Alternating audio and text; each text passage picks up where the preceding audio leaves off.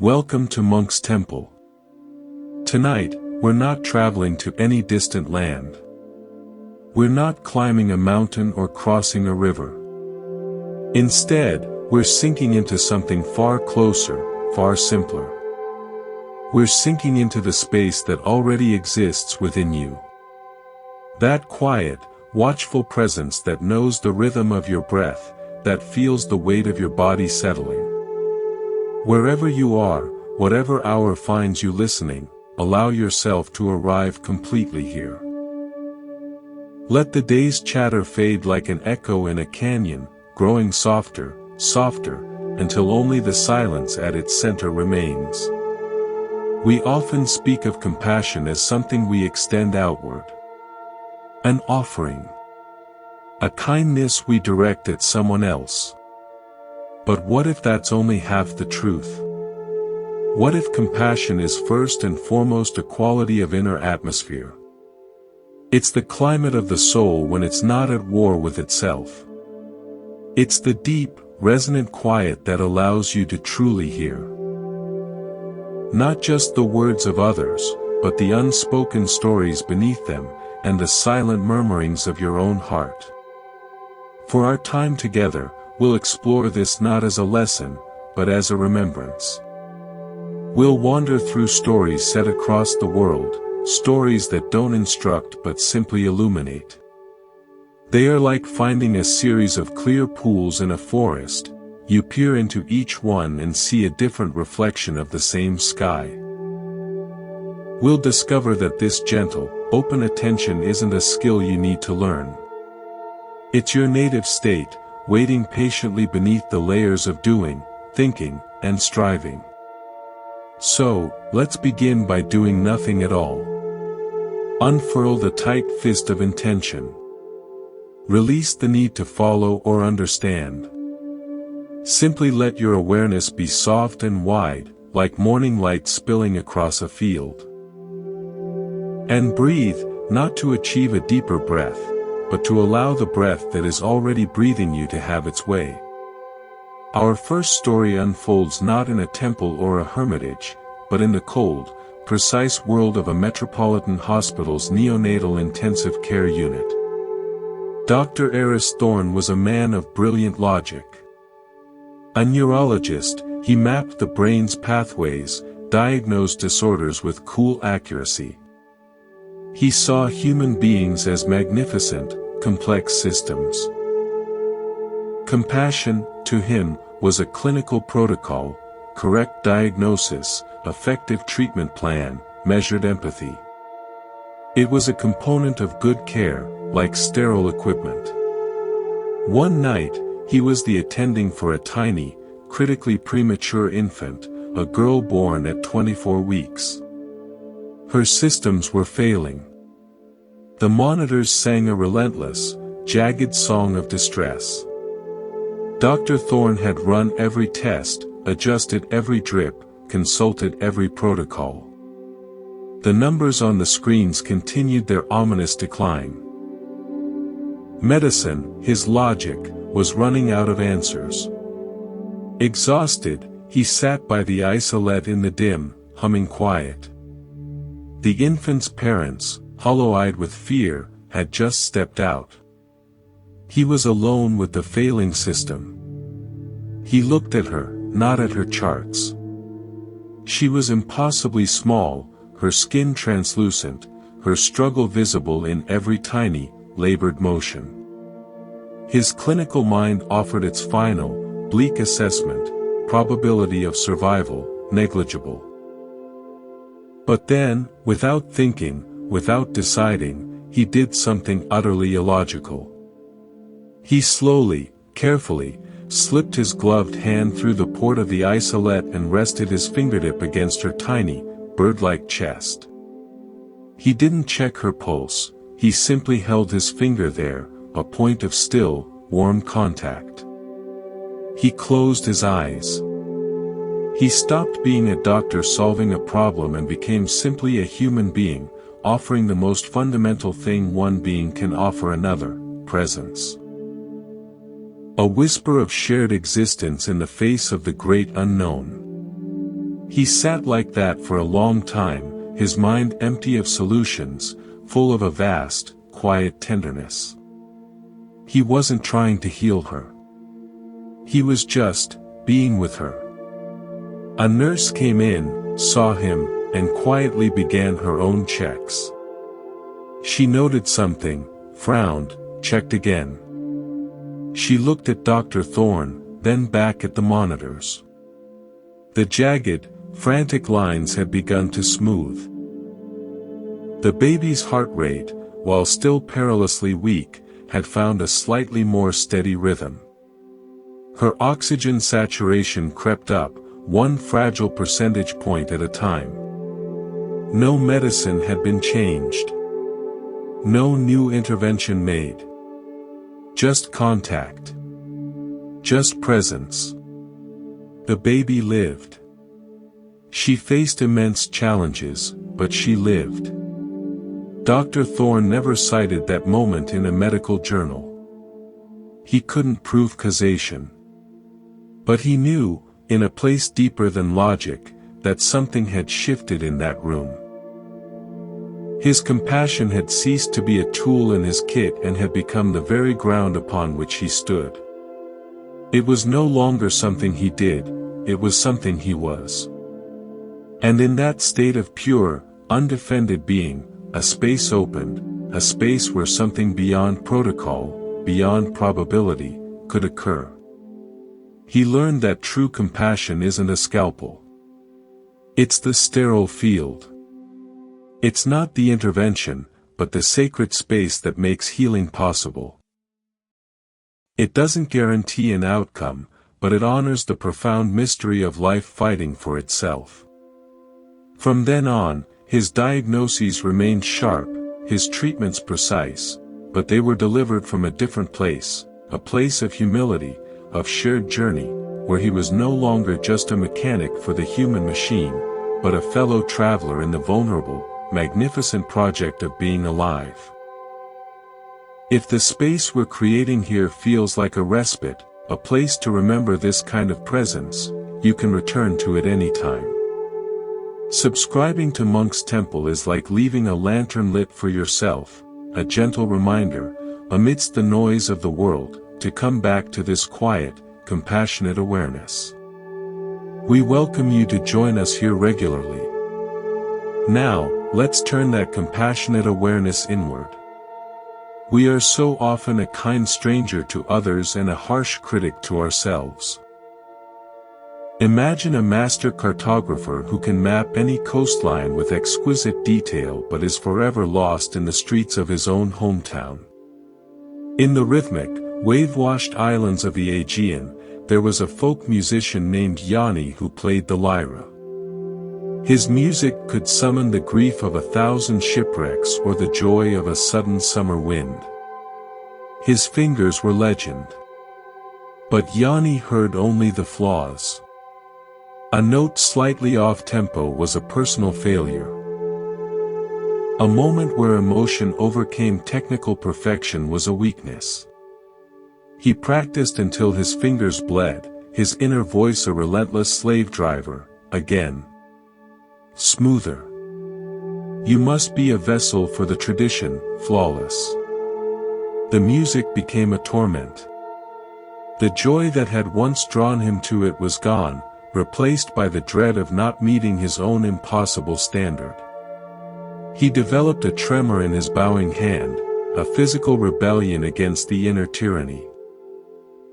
Desperate, he traveled to a remote island to seek out old man Giannis, a musician said to have played for dancing spirits. He found a wrinkled man mending nets, not touching an instrument. Yanni poured out his anguish. "The music is leaving me," he said. "It feels dead. My hand betrays me." The old man listened, his eyes the color of the sea at twilight. He said nothing until Yanni was spent. Then he pointed to the water. "You see the wave? It does not try to be the perfect wave. It is simply the sea, rising. It crests, it falls. Sometimes it is strong, sometimes it is gentle. Its beauty is in its being, not its perfection. He took Yanni's trembling hand. You are trying to carve the wave from marble. You have forgotten it is water. Your hand shakes because your soul is thirsty. You must let the music drink from you, not you from it. He gave Yanni a task that seemed like nonsense. Go to the pebble beach. Play one old, simple tune. Not to play it well. Play it as if you are telling the pebbles a secret. And when your mind shouts that you are failing, do not argue. Simply say, thank you for caring, but I am listening to the pebbles now. Then play it again. Skeptical, Yanni went. He played a simple Calamatiano. His critic roared. He whispered to the air, thank you for caring, but I am listening to the pebbles. He played it again, focusing on the way the sound skittered and echoed off the stones. He played it a third time, and the tremor in his hand, instead of ruining the note, caused the bow to bounce, creating a playful, rhythmic skip he'd never intentionally produce. It was delightful. He began to practice this way, inviting the flaw, the tremor, the emotional waver, into the music. He stopped being a jailer of perfection and became a collaborator with accident. The critic's voice faded, replaced by a curious, gentle exploration. His music transformed. It lost its brittle precision and gained a raw, heartbreaking humanity. People said they didn't just hear his music anymore, they felt it in their bones. Yanni learned that self-compassion wasn't permission for mediocrity. It was the change from a dictator's whip to a gardener's touch. The strict, internal judge was trying to protect the music's purity, but it was killing the musician. Compassion was the water that allowed both the musician and the music to live, to flow. The tremor didn't disappear, but it became part of his style, a signature of his hard-won humanity. His hand didn't steady by being forced, it steadied when it was finally allowed to be unsteady, to be human. So often, the obstacle to compassion is a single, frozen story we tell about another person. They become a noun, the bully, the slacker, the snob. We interact with the label, not the living, fluid human behind it. Let's travel to a sprawling, sun-bleached suburb in Australia. Maya had a neighbor, Gavin, who was the irritant. He was the one with the overly loud lawnmower at 7 a.m. on a Sunday, the one whose dog barked relentlessly, the one who never returned a borrowed tool.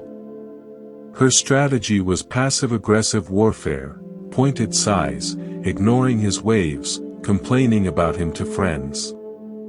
One scorching December afternoon, Maya heard a frantic, continuous barking. Looking out, she saw Gavin's dog loose, barking at something under his porch. Gavin was nowhere. Annoyed, she went out to shoo the dog away. As she got closer, she heard a faint, distressed mewling. A tiny, feral kitten was trapped deep in the foundation rubble. Her irritation evaporated. She saw the dog wasn't being a nuisance, it was alarmed, trying to alert someone. She coaxed the dog back, got on her hands and knees, and with great effort, managed to extract the filthy, terrified kitten. Just then, Gavin Zuta squeezed into the driveway. He jumped out, face pale. Brutus. What's... Oh. He saw Maya, the kitten, the scene. He found it, Maya said, her old narrative crumbling. I think he was trying to help. Gavin's shoulders slumped with relief. He wasn't an irritant, he was a man who'd been racing home, worried about his dog. "He's a sook, really," Gavin said, scratching the now whining Brutus behind the ears. "Hates seeing anything hurt. Drives me mad sometimes." He looked at the kitten. "Poor little bugger. Let's get it some water." Over tinnies of beer on his patio, the story unfroze. Gavin was a widower, lonely. The loud mowing filled the empty weekends. He didn't return tools because he was forgetful, not malicious. He showed her a shed full of his own, borrowed items from other neighbors. The dog barked because it was anxious when left alone. Maya didn't acquire a new best friend. But the irritant vanished. He became Gavin, the forgetful, lonely widower with a sooky dog. She started to wave back. She'd drop off extra lemons from her tree. The dynamic shifted entirely. The compassion didn't mean endorsing his loud mowing. It meant the simple, profound act of allowing a more complex, more human story to replace the simplistic, judgmental one. Judgment thrives on distance and caricature. Compassion asks us to step closer, close enough to see the wrinkles of loneliness, the scars of loss, the ordinary flaws that make up a real person. It recognizes that everyone is living with a backstory you haven't read. Now, bring that gentle, curious attention to your own inner landscape. Scan the territory of your body. Is there a held tension, a fortress of old defense? A tightness across the chest guarding some old sorrow? A knot in the stomach holding an unspoken fear? Don't try to release it. Just acknowledge its presence. Whisper inwardly, "I feel you there. You are part of this landscape, too." This is the bedrock of compassion, meeting what is, without immediate demand for change. Science offers us a beautiful lens for this. Studies in neurocardiology reveal that the heart has its own intrinsic nervous system, little brain, that communicates with the brain in our head. When we generate feelings of care, compassion, or love, the heart's rhythm becomes smooth, coherent, a state called heart coherence. This coherent signal is then sent to the brain, calming the amygdala, our fear center, and facilitating higher cognitive function. In essence, a compassionate heart literally sends a signal of safety to the mind, allowing for clearer thinking and calmer being. Compassion isn't just a nice idea, it's a physiological state that regulates our entire system toward harmony. We can sometimes believe that to be compassionate, we must take on the emotional state of another, to feel their pain as acutely as they do. This leads to empathic distress, a state where we drown with the person instead of offering a hand from the shore. In the dense, humming rainforests of Costa Rica, there were two wildlife guides, Luis and Diego. Luis felt everything deeply. When he saw a turtle entangled in plastic, he felt a wave of grief and anger so strong it would ruin his day. When a troop of howler monkeys lost their territory to logging, he carried their loss as a personal weight. He was passionately committed, but perpetually heart-heavy and on the verge of burnout. Diego was equally dedicated. He worked tirelessly on conservation, rehabilitating animals, leading educational tours. But he maintained a certain lightness, a resilience. Luis asked him, "How do you not get crushed by it? The loss is constant." Diego pointed to a giant ceiba tree, its vast buttress roots spreading wide. "See this tree? It is the mother of the forest. It shelters countless lives. When the storm comes, the smaller trees might snap. But the ceiba sways. Its roots are deep and wide. It does not become the storm. It provides shelter from the storm. Your compassion, Luis, is like a sapling in the hurricane. You are trying to stop the wind by breaking with it. My compassion is the ceiba. I feel the wind. I let it move me. But my roots, my practices, my boundaries, my moments of joy, keep me standing so I can continue to provide shelter. He continued, when I free the turtle, I do not also take on the ocean's pollution. I do what is before me. I feel the joy of its release. That joy fuels me for the next task. I hold the space for the loss, but I do not become the loss. My strength is in my stability, not in my suffering. Luis began to emulate this. Before reacting to a scene of ecological grief, he'd pause and feel his own roots. Am I grounded? What is my actual sphere of influence? What small, concrete action can I take right now?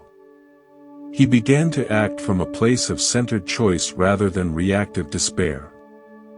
He found his work more sustainable, his presence more calming for volunteers, and yes, he rediscovered the joy in the forest's resilience. He learned that compassion requires a strong container. Boundaries aren't a lack of caring. They are the strong trunk that allows the branches of care to extend widely without breaking. This aligns with the concept of tonic immobility in trauma psychology. When an organism is overwhelmed and cannot fight or flee, it freezes. Empathic distress can trigger a similar freeze state in us, rendering us ineffective. Sustainable compassion requires us to maintain enough self-regulation, enough window of tolerance, to stay present and engaged without being overwhelmed. It's the difference between jumping into a raging river and throwing a lifeline from the secure bank. Now, let's visit a place of immense, silent perspective, the Himalayan plateau of Ladakh. The air is thin, the sky a boundless blue, and the mountains sit with the patience of eternity. A software engineer named Arjun came there on a silent meditation retreat, fleeing the endless ping of notifications and the frantic race for optimization. His mind was a server farm, constantly processing.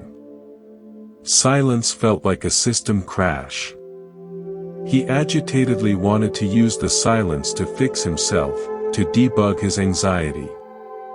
The retreat master, an elderly monk named Geshe Wangyal, gave him a deceptively simple instruction. See that mountain pass, he said, pointing to a distant, jagged line between peaks. Your task is to watch it. Not to think about it. To watch it as you would watch a sleeping child. For one full day.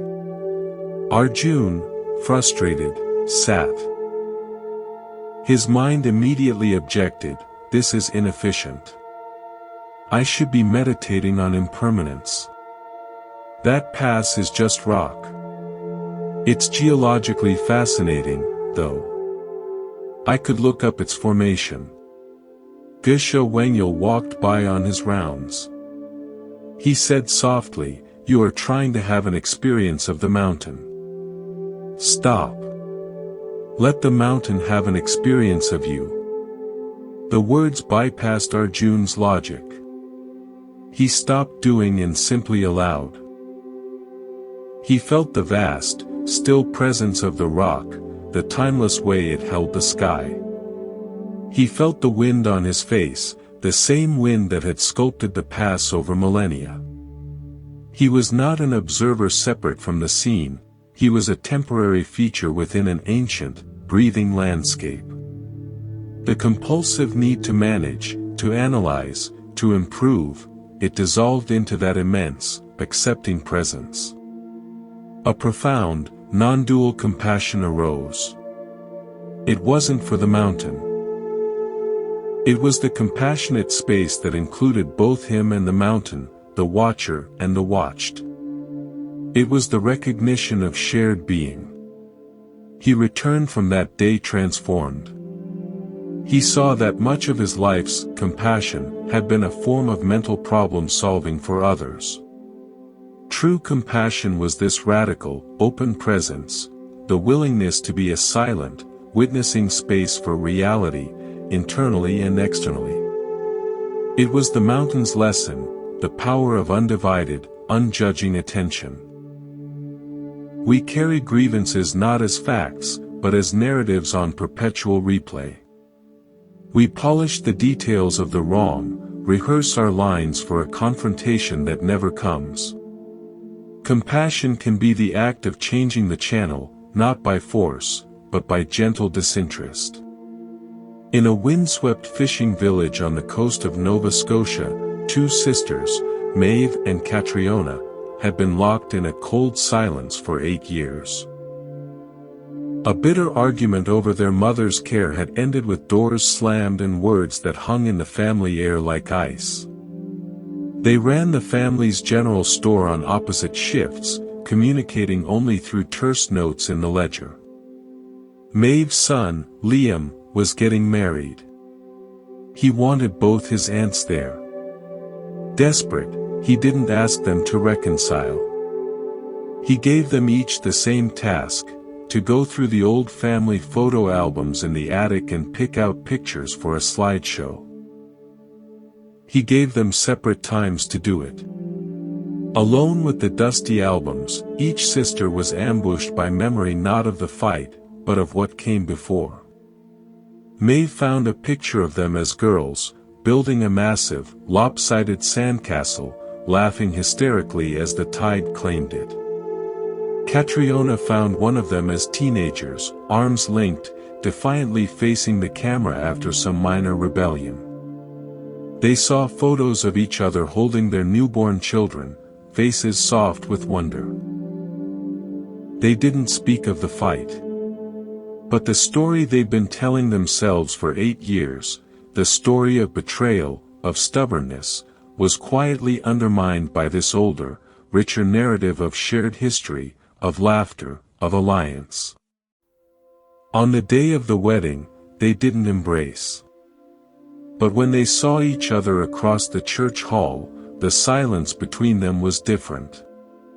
It was no longer a fortified wall, but a fragile bridge. Maeve gave a small, hesitant smile. Catriona's eyes filled not with anger, but with a complex welling of memory and regret. The first stone of the old grudge had been dislodged. Compassion here didn't mean declaring the argument meaningless.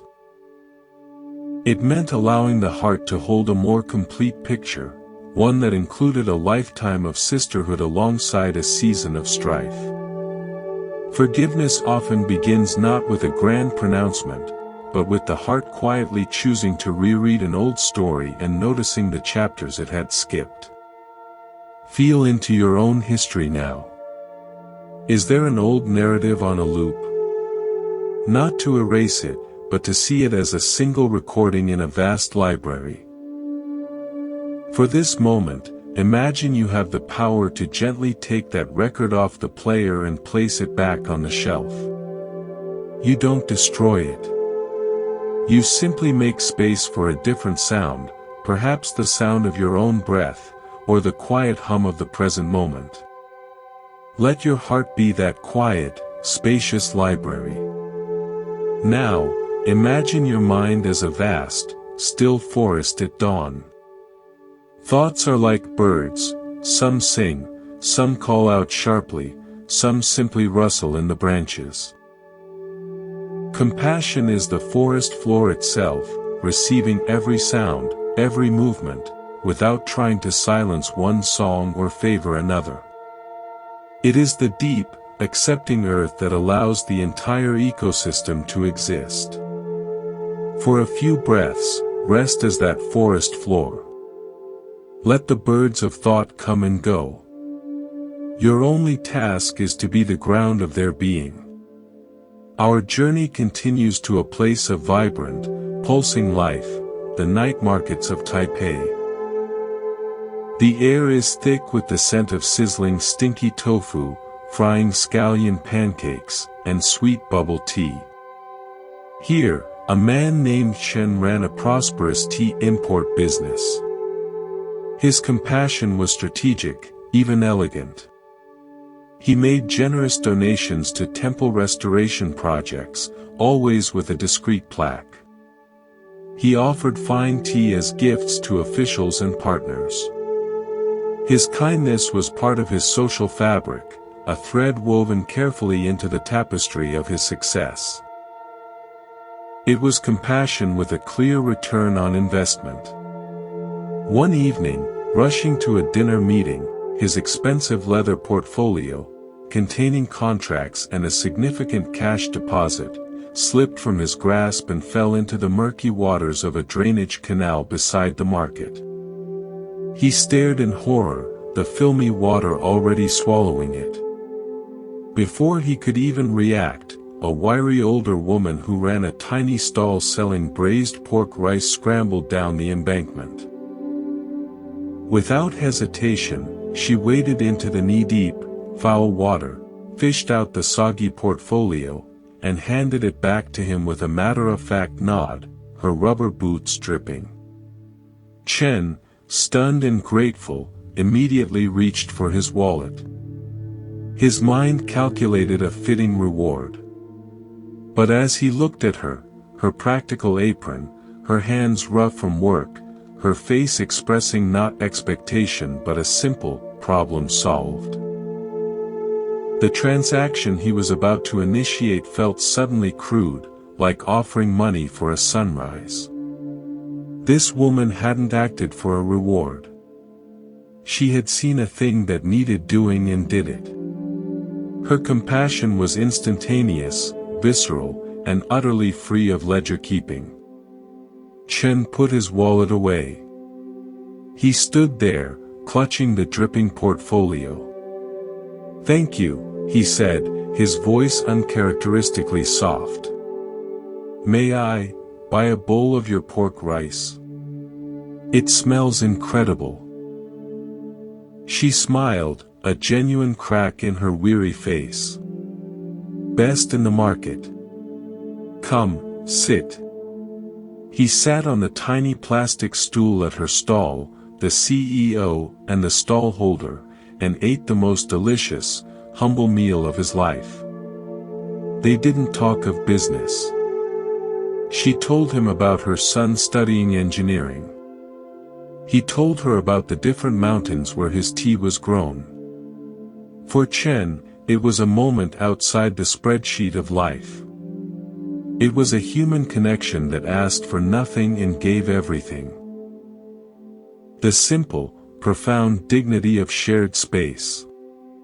The compassion in that moment wasn't something he dispensed, it was a field they entered together, created by her selfless act and his willingness to receive it as a gift, not a debt. Chen walked to his meeting, his clothes smelling faintly of braised pork and canal, but he was changed. His charitable contributions continued, but the plaques disappeared. He began sourcing tea directly from small, family-run mountain farms, paying them a premium not for publicity, but because of the taste of that pork rice shared in silent understanding.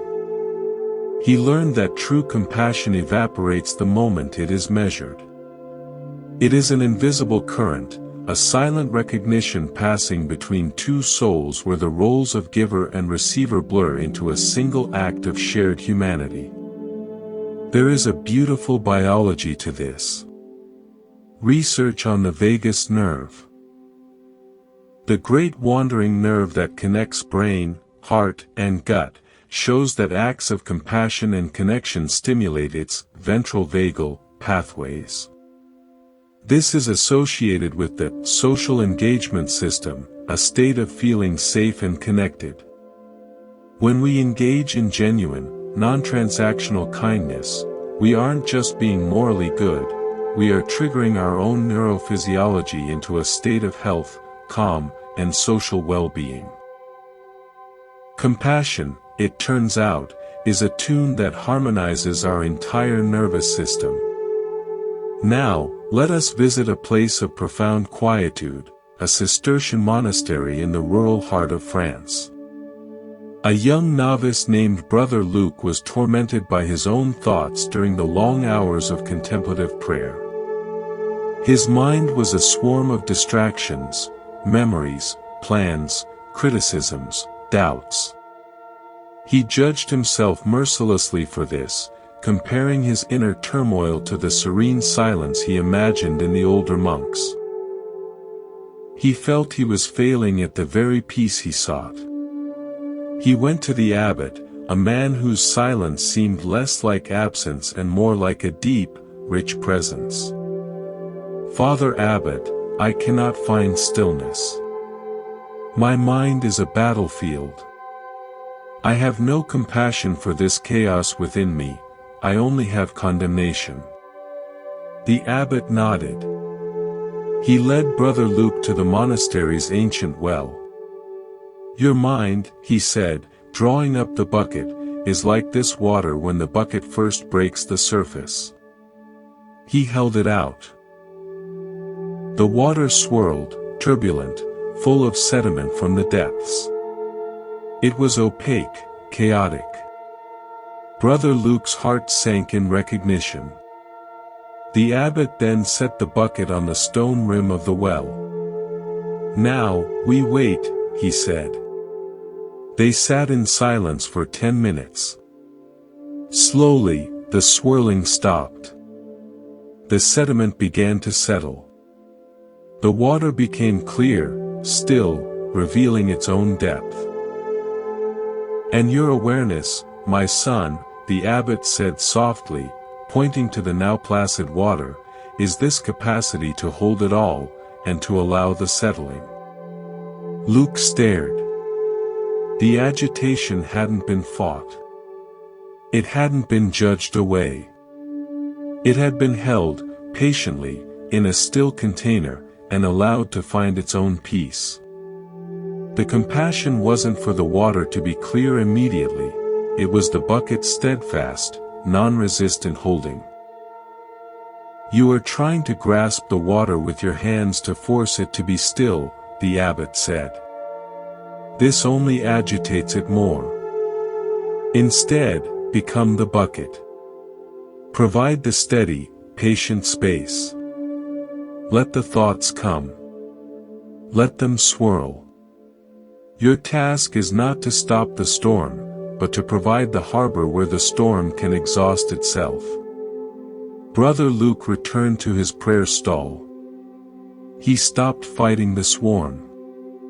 He imagined himself as the bucket on the well's rim. When a thought of impatience arose, "This is pointless," he didn't engage. He let it be a ripple in the water and watched it settle. A deep compassion arose for the thinking mind itself. It was just doing its job, like the wind stirring the well's surface. His inner war ceased. He wasn't a failed contemplative, he was a vessel learning its own capacity for calm. The compassion was the space itself, the unwavering, gentle allowance. Can you sense that inner container within you now? Not as something you create, but as something you are. It's the awareness that knows the turbulence, the stillness that contains the movement. Rest as that. No need to calm the water. Just be the bucket, resting on the solid rim of this present moment. Our next story takes us to the vast, golden grasslands of the Mongolian steppe. An ethnographer, Alina, was living with a nomadic family, studying their deep connection to their horses and the land. She was captivated by their practice of takhil, a word that translates roughly as respectful reciprocity, but encompasses a worldview. One day, a fierce winter storm, a Zud, descended without warning. The family's herd began to scatter, panicked by the blinding snow and biting wind. Alina expected a scene of frantic control, of humans battling nature to dominate the animals. Instead, she watched the grandfather, Batu, mount his horse not to chase, but to move to the head of the fleeing herd. He began to sing, a deep, rhythmic, guttural song that seemed to ride the wind itself. He wasn't singing at the horses. He was singing with the storm, with the fear. The song was a steady, pulsing anchor in the chaos.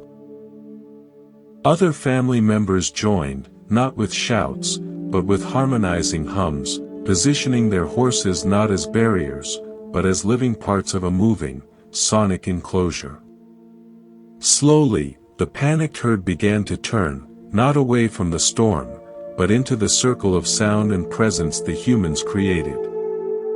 The horses calmed, huddling together, the humans song a thread holding them in a cohesive whole against the white fury. Later, around the stove in the gur, Alina asked Batu about it. It was not control, she said. It was conversation. Batu nodded, sipping his milk tea. The horse is not a thing to control. The storm is not a thing to fight. They are both alive. We speak to what is alive. In the storm, the horse hears only fear. So we must sing a bigger song. A song that remembers the calm sky, the green grass, the warmth of the herd. We sing the memory of belonging. The horse remembers it is not alone. The storm passes. The belonging remains. Alina's academic framework dissolved.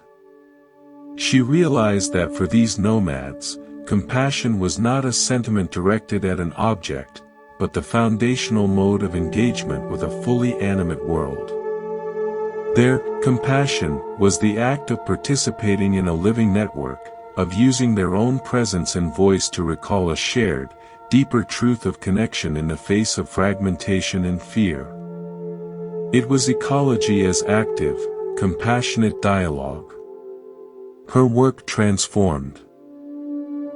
She began to listen for the song in all interactions, not just literal song, but the underlying attitude of respectful, reciprocal presence. She saw compassion not as a human emotion, but as a universal principle of harmonious relationship, from the herder and the horse to the grass and the soil. We modern humans, she thought, have forgotten how to sing to the storm. We try to wall it out or dominate it, and in doing so, we increase the fear. But the potential to remember. To engage the world not as dead matter to be used, but as living presence to converse with, that potential still hums in our bones. Let that hum of connection resonate in you. Imagine your own being as part of a vast, singing network. Your breath is part of the atmosphere's song. Your heartbeat is a drum in the earth's rhythm. For this moment, you are not a soloist, but a vital voice in a choir so large it includes everything. We sometimes hold compassion as a solemn duty, a heavy cloak we must wear. But compassion has a sibling, often forgotten, joy. It can be light, playful, a sudden sunbreak. In the colorful, chaotic favelas of Rio de Janeiro, a community artist named Tiago had a simple practice. Every Sunday, he'd set up his easel in the main square and paint portraits, not for sale, but for gift. He'd paint the tired fruit vendor, the laughing child, the old man who played checkers. He'd capture not just their likeness, but a certain light in their eyes, a dignity they themselves often forgot. He gave the paintings away. The act was not about charity. It was about celebration. It was about saying, I see you. And what I see is beautiful. The compassion was in the seeing, the joy was in the giving. The recipients often cried, not from sadness, but from the shock of being witnessed so tenderly, so playfully. Tiago's compassion wasn't a response to suffering. It was a proactive cultivation of joy, a stubborn insistence on beauty in a place the world often dismissed. His paintbrush was an instrument of re-enchantment, and his laughter as he worked was as much a gift as the portrait. He showed that compassion can be a dance, a color, a song of delight in the mere existence of the other. Feel that possibility now. Not a heavy care, but a light, appreciative gaze. Look inwardly, if only for a second, and find one small thing to appreciate about your own existence in this moment. The simple comfort of the breath. The miracle of hearing. The fact of awareness itself. Let a flicker of appreciative joy, a cousin of compassion, arise and be felt. Our journey now descends into a place of deep time and memory, the catacombs beneath Paris. A young historian, Claire, was leading a tour, speaking of bones and dates, of revolution and plague. She saw the neatly stacked skulls and tibias as historical data points, arranging them into narratives of mortality. One day, a woman on her tour, visibly overcome, lingered behind. Claire approached, thinking she was frightened. The woman, with tears in her eyes, pointed not to the famous stacks, but to a single, small skull set slightly apart, anonymous among millions. I was a pediatric nurse, she whispered. I just keep thinking, someone held this child. Someone sang to it. Someone's heart broke for it. For centuries, it's just been a specimen. But it was a loved child. In that moment, Claire's historical perspective shattered. The compassion wasn't for the long-dead child, but for the fact of love that once existed here, now utterly invisible to history. She began to lead her tours differently. She still gave the facts, but she also invited people to feel the silence not as emptiness, but as an echo of a profound, universal human story. Love, loss, and the fragile, beautiful attempt to remember. Her compassion became an act of historical imagination, a tender, respectful effort to feel the humanity that once animated these bones, to restore the lost songs to the silent stone. She learned that compassion can travel through time, not as sentimentality, but as a sacred duty of remembrance, a way of honoring the invisible web of care that connects all human experience across the ages. Let that sense of timeless connection soften you. You are part of an ancient, unbroken chain of feeling, of care, of heartbeat. The same fundamental joys and sorrows that moved people in those catacombs move in you. You are not alone in time. We sometimes believe our compassion must be focused on the large, dramatic suffering, the disasters, the tragedies. But what about the small, chronic abrasions of the soul? The loneliness of a crowded bus, the quiet despair of an unfulfilling job, the gentle ache of insignificance. In the endless, gridlocked traffic of Bangkok, a taxi driver named Somchai had a practice. He kept a thermos of cool jasmine tea and a bag of small, sweet mangoes. When he picked up a passenger who seemed especially weary, stressed, or sad, he wouldn't just drive. He'd pour a small cup of tea and offer a mango, saying simply, the traffic is terrible. This will help. It was never asked for, rarely commented on beyond a soft, cob cap. But in that sterile, impersonal space of a taxi, a tiny island of human, caring attention was created. It was compassion for the unseen, daily weariness. It cost almost nothing. It changed no systems. But for those 10 minutes, someone felt seen, not as a fare, but as a person having a hard day. Samkai's compassion was a subtle, persistent alchemy, turning the leaden atmosphere of urban isolation into fleeting moments of golden connection. He understood that the battlefield of human suffering is often in these small, interior spaces, and his weapon was a cold drink and a piece of fruit offered without expectation. Can you offer yourself a similar small kindness in this moment? A mental cup of cool tea?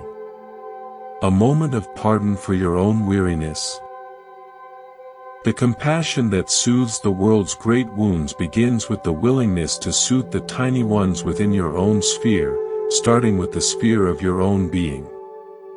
Now, let's visit a place where compassion is tested by the very concept of the other, a maximum security prison.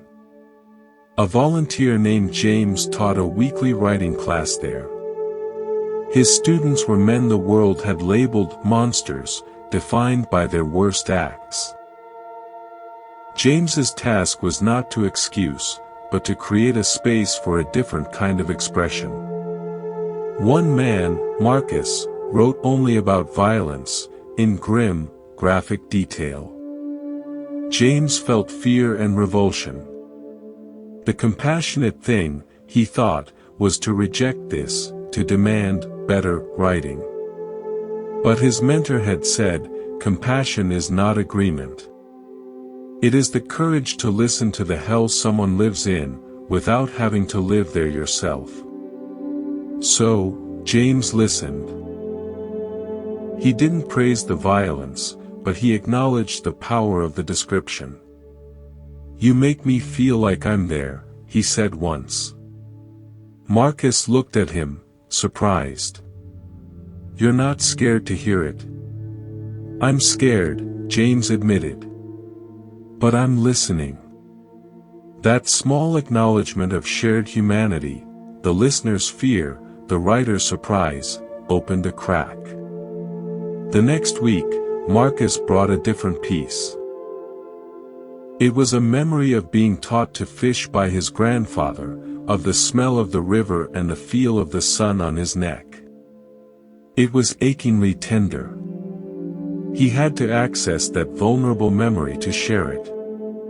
For a moment, he wasn't inmate Marcus, he was a grandson, a boy by a river. James's compassion wasn't forgiveness. It was the steadfast refusal to let a human being be completely defined by their darkness. It was the willingness to hold a space where a glimmer of their light, however buried, could be risked. It was the understanding that condemning the sin does not require erasing the sinner's humanity. Often, the most radical compassion is simply to see the whole, broken picture, and to not look away, from the horror, or from the hidden, surviving flicker of something else. This doesn't free anyone from consequence. But it may, just may, free a sliver of their soul to remember it is still capable of something other than rage. This is perhaps the most challenging terrain. Feel the edges of your own compassion. Does it have conditions? Limits? That's human. For now, don't judge those limits. Just map them with curiosity. Ah, my compassion feels solid here, but it grows wary here. This mapping is itself an act of compassionate honesty. Let us end this part with a quieter story, a personal anecdote. Years ago, I was walking on a beach after a storm. The shore was littered with debris, shattered shells, torn seaweed, splintered wood. It looked like a battlefield. My mind began its familiar work, cataloging the destruction, feeling a diffuse sadness for the violence of nature. Then I saw an old man further down the beach. He was slowly, carefully, picking up pieces of the most beautiful broken shells. Iridescent inner swirls of abalone, delicate pink scallop halves, pieces of whelk egg casing like fragile lace. He had a small bag, and he was collecting only these broken beauties. Curious, I approached. "Are you making something?" I asked. He held up a piece of cobalt blue sea pottery. "I'm just collecting the jewels," he said, his eyes crinkling.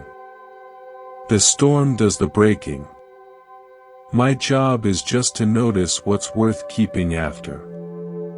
He showed me his bag.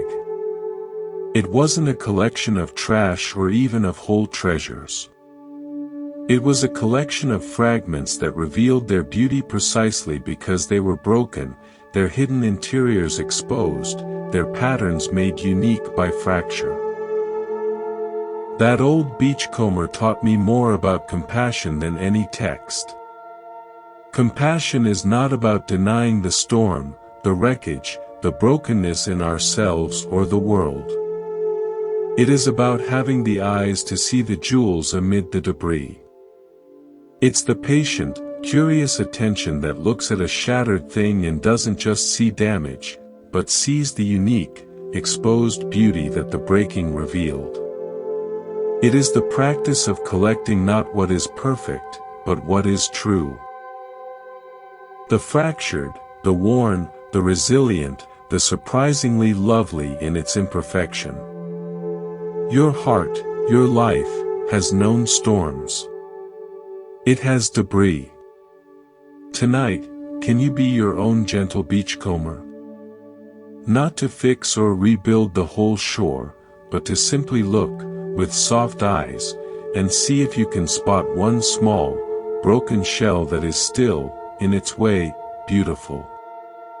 A moment of courage you didn't acknowledge. A kindness you offered when you were tired. A hope that survived a disappointment. Just one. Collected in the bag of your awareness. That act of seeing, of valuing the fragmented beauty, is the very essence of compassion. Now, let your body settle even deeper. Let the breath find its own, natural tide. We have traveled far in our understanding. In the next part of our journey, we will explore how these threads weave together into the fabric of everyday life. But for now, rest. You are the forest floor. You are the steady bucket. You are the singer in the storm. You are the beachcomber on the shore of your own soul. Rest in that knowing. Welcome back to Monk's Temple. In this space, between the breaths, between the thoughts, we continue our journey of remembrance. Let us begin by settling even more deeply. Feel as if you are a leaf floating on the surface of a still pond. There is no need to paddle, no need to steer. The water itself supports you completely. Your only task is to rest upon it, to feel its gentle, unwavering hold. Let go of any lingering sense of direction or effort. You are simply here, floating in the present moment. We often speak of compassion as something we give, but it is equally about how we receive. To receive compassion requires vulnerability, the lowering of a drawbridge. This can feel more daunting than offering care. In the misty highlands of Scotland, a retired army sergeant major named Alastair lived a life of disciplined solitude. His cottage was orderly, his routines precise. He had spent a lifetime building fortifications, both physical and emotional. Compassion, to him, was a weakness that could compromise a defense. When a fall on an icy path left him with a badly broken leg, his self-sufficient world collapsed. He was forced to rely on his neighbor, Moira, a kind but no-nonsense woman who ran the village post office. Moira brought him meals, did his shopping, helped him to physio appointments. Alistair chafed at every act of assistance. "I can manage," he'd grumble, even when he clearly couldn't. He saw her kindness as a mirror reflecting his own incapacity, and it filled him with a shame that felt like rage. One afternoon, Moira arrived to find him struggling fiercely and fruitlessly to light the peat fire, his crutches splayed dangerously beside him. Instead of rushing to help, she sat down in the chair opposite. "You know," she said calmly, "that fire's been lit for centuries by people who needed a hand sometimes. It doesn't mind. The peat doesn't judge you for needing a match." Alistair stopped, breathing heavily, his face flushed with effort and humiliation. He looked from the unlit fire to Moira's placid face. "I hate this," he admitted, the words torn from him. "I know you do," she said, not with pity, but with simple recognition. "But the leg's broken, Alistair. Not you. Letting me light the fire doesn't fix the leg, but it lets you save your strength for healing. That's just tactics, isn't it?" Her reframing was a masterstroke.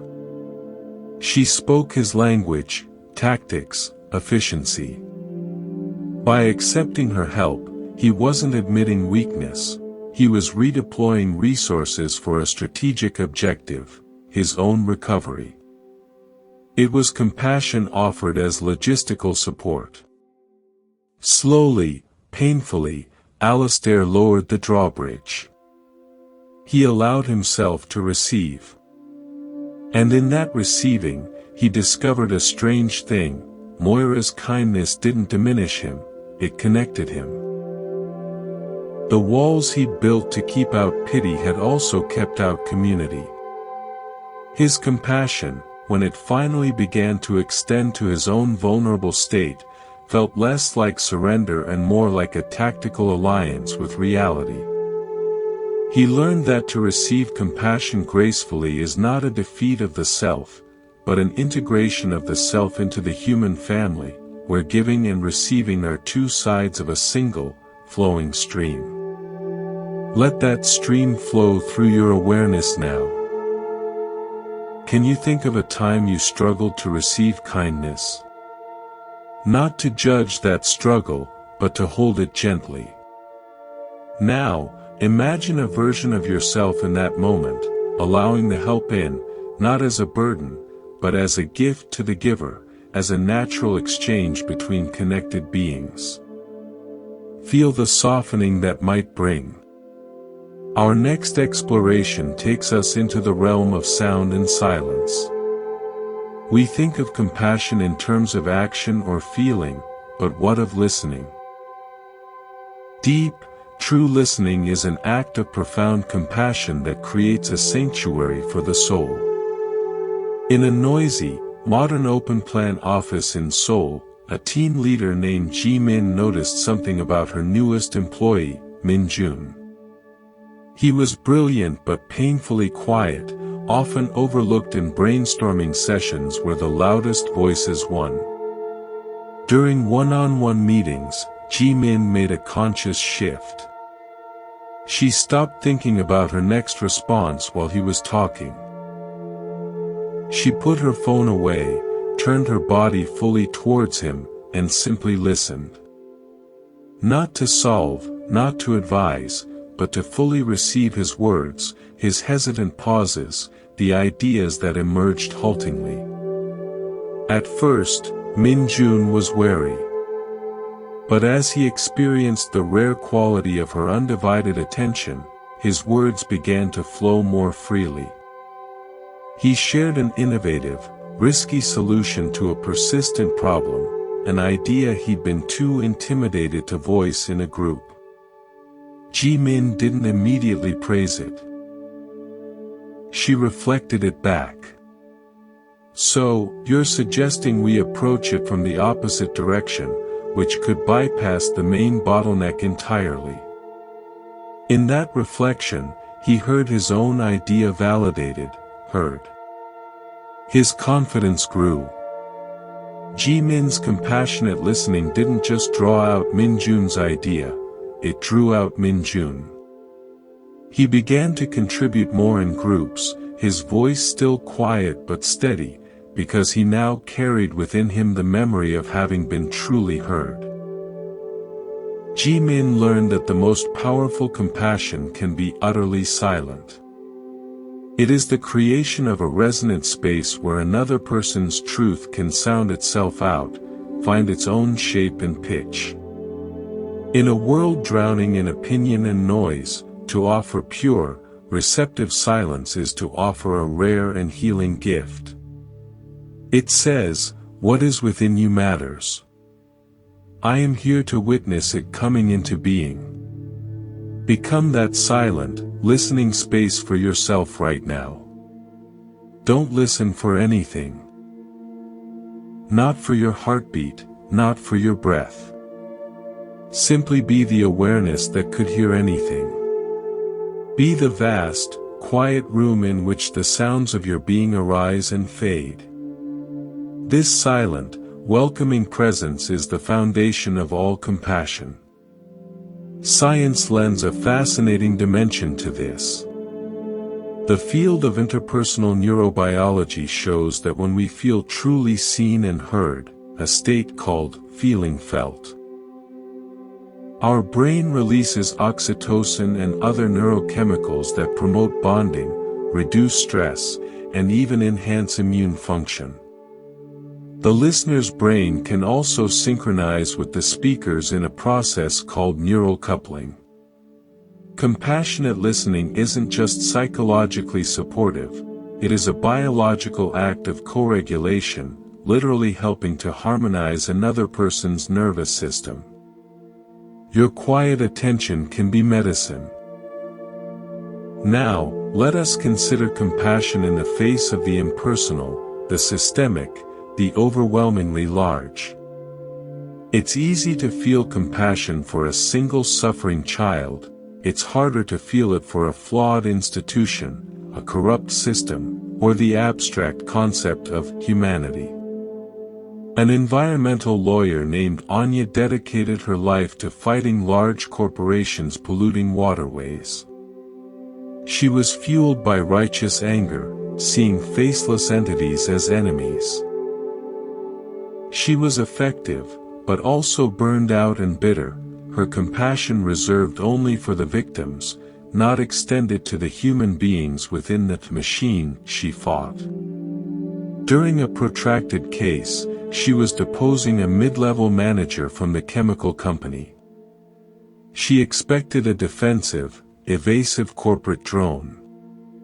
Instead, she found a tired man named Robert, who, under her rigorous questioning, didn't deflect but quietly admitted, "From my desk, the numbers were just compliance metrics. Output. I never saw the river. My job was to make the spreadsheet green, not the water." He wasn't evil, he was compartmentalized, disconnected, a cog who had insulated his heart from the consequences of his work to survive his own life's pressures, a mortgage, kids in college. Anya's hatred hit a wall. She couldn't hate this tired, regretful man. Her compassion, which had been a laser focused on victims, suddenly had to widen to include the perpetrator. Not to excuse the actions, but to understand the human machinery that enabled them. She realized the true enemy wasn't a person or even a company, but the disconnection that allowed good people to do harmful things. Her fight didn't lessen in intensity, but its quality changed. It became less about vanquishing a villain and more about repairing connection, about forcing the desk to see the river. Her compassion became strategic, systemic, aimed at awakening conscience within the machine itself. She learned that compassion for the world's great wounds sometimes requires extending it, however cautiously, to the very hands that unwittingly inflict them, for they, too, are suffering from a sickness of separation. This is a spacious, challenging compassion. Feel its contours. It doesn't require you to condone harmful actions. It simply asks you to recognize the shared human condition of confusion, fear, and disconnection that underlies so much of the world's pain. Can you hold, for a moment, the possibility that even those who cause harm are, in their own way, lost? Let's travel to a setting where compassion is woven into the fabric of daily survival, a remote village in the Sahel region of Africa, where life is a delicate balance with a harsh climate. A drought had stretched on for 2 years. Water was more precious than gold. Each family had a guarded, dwindling supply. A young mother, Amina, had a little left in her sealed jug. One scorching afternoon, a traveler from a distant village, a stranger, collapsed at the edge of her settlement, dehydrated and delirious. The village elders debated. Their own survival was precarious. Sharing water could mean death for one of their own later. Amina didn't debate. She took her water jug, knelt beside the stranger, and trickled the life-giving liquid into his mouth. When questioned, she said simply, "Today, his need is in front of me. Tomorrow's need is a story I haven't met yet. If I turn away from the need I can touch, what does it matter if I have water for a story tomorrow? I will already have become a desert." Her compassion was immediate, non-calculating, rooted in a deep understanding of intrinsic value. The stranger's life was not worth less because he was unknown, his need made him a neighbor. Her act shamed the calculus of scarcity. Others came forward with a little food, a little shade. The stranger lived, and when the rains finally came months later, stories of Amina's act had traveled, weaving a thread of obligation and gratitude between the two villages that led to shared seeds and mutual aid. Amina understood that compassion is the antidote to the desert, not by magically creating water, but by recognizing that in the ecology of the human spirit, sharing the last drops is what creates the wells of connection that can save us all. It is a radical, pragmatic faith in interconnection over isolation. Imagine your own resources, your time, your energy, your attention. They are not infinite. But can you feel the truth of Amina's wisdom? That hoarding against a fearful future can sometimes create a more barren present than sharing in the face of a present need. This isn't about foolishness, but about a different kind of economy, the economy of the heart, where circulation creates abundance. We often forget to extend compassion to the passages of life themselves, to aging, to changing, to letting go of roles we've identified with. In a quaint town in Vermont, a man named Henry had been the history teacher for 40 years. He was the institution. Upon his retirement, he was celebrated, given a clock, and then, functionally erased. The school moved on. He found himself adrift, his purpose gone, feeling invisible and obsolete.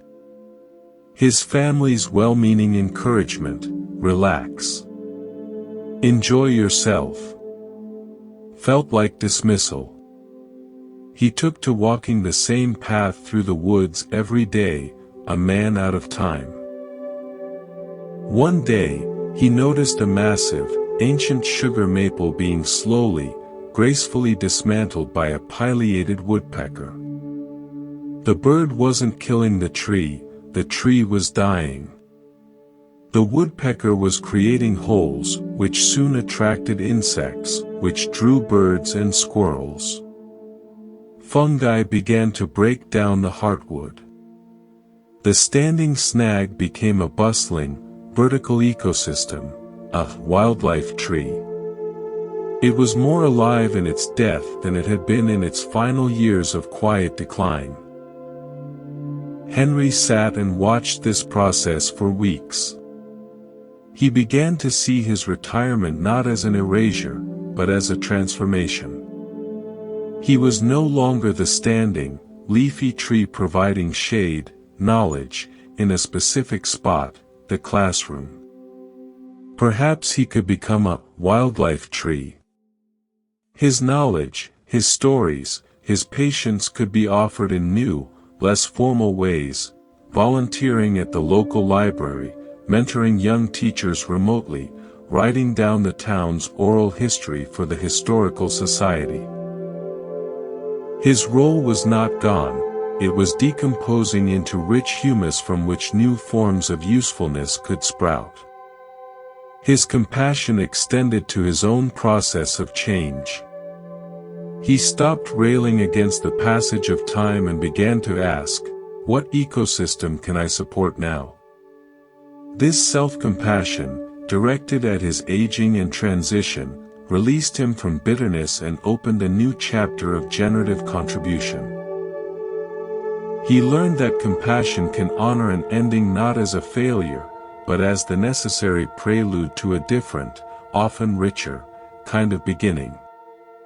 Can you feel the truth of that in your own life? An ending, a change, a loss of an old identity? Without rushing to replace it, can you offer that transition some compassion? Can you whisper to that part of you, this change is hard. And it is also natural. Let's see what new life wants to grow here. Our journey now takes a more intimate turn, into the landscape of memory and regret. Compassion's work here is not to rewrite the past, but to change the light in which we hold it. A woman named Clara was haunted by a memory from her early motherhood. During a period of intense stress and sleep deprivation, her toddler had a tantrum in a grocery store. Overwhelmed and humiliated, she had yelled sharply, "Just stop it." The look of shocked hurt on her child's face had etched itself into her soul. Years later, the child was a well-adjusted teen, but Clara still winced at the memory, labeling herself a bad mother in that moment. One day, she came across an old video from that same era. It showed a different scene. She was on the floor, exhausted but laughing, building a block tower for her giggling toddler to gleefully knock over. She watched her younger self's face. The dark circles under her eyes, but also the unmistakable love and playfulness. She had a realization. She had been viewing that one harsh moment under the blinding, isolated spotlight of regret. But it wasn't the whole film. It was a single, difficult frame in a long movie full of laughter, care, comfort, and yes, frustration. Compassion for her younger self arose not as an excuse, but as a contextual understanding. That woman in the store wasn't a bad mother. She was a tired, overwhelmed, good enough mother having a bad moment. The compassion allowed her to take that frame out of the spotlight and place it back into the full, flowing reel of their relationship. The regret didn't vanish, but it lost its poisonous, defining power. She could finally forgive herself, not because the action was okay, but because the person who did it was worthy of understanding. Compassion for our past selves is the gentle editor that allows us to see the whole story, not just the bloopers reel.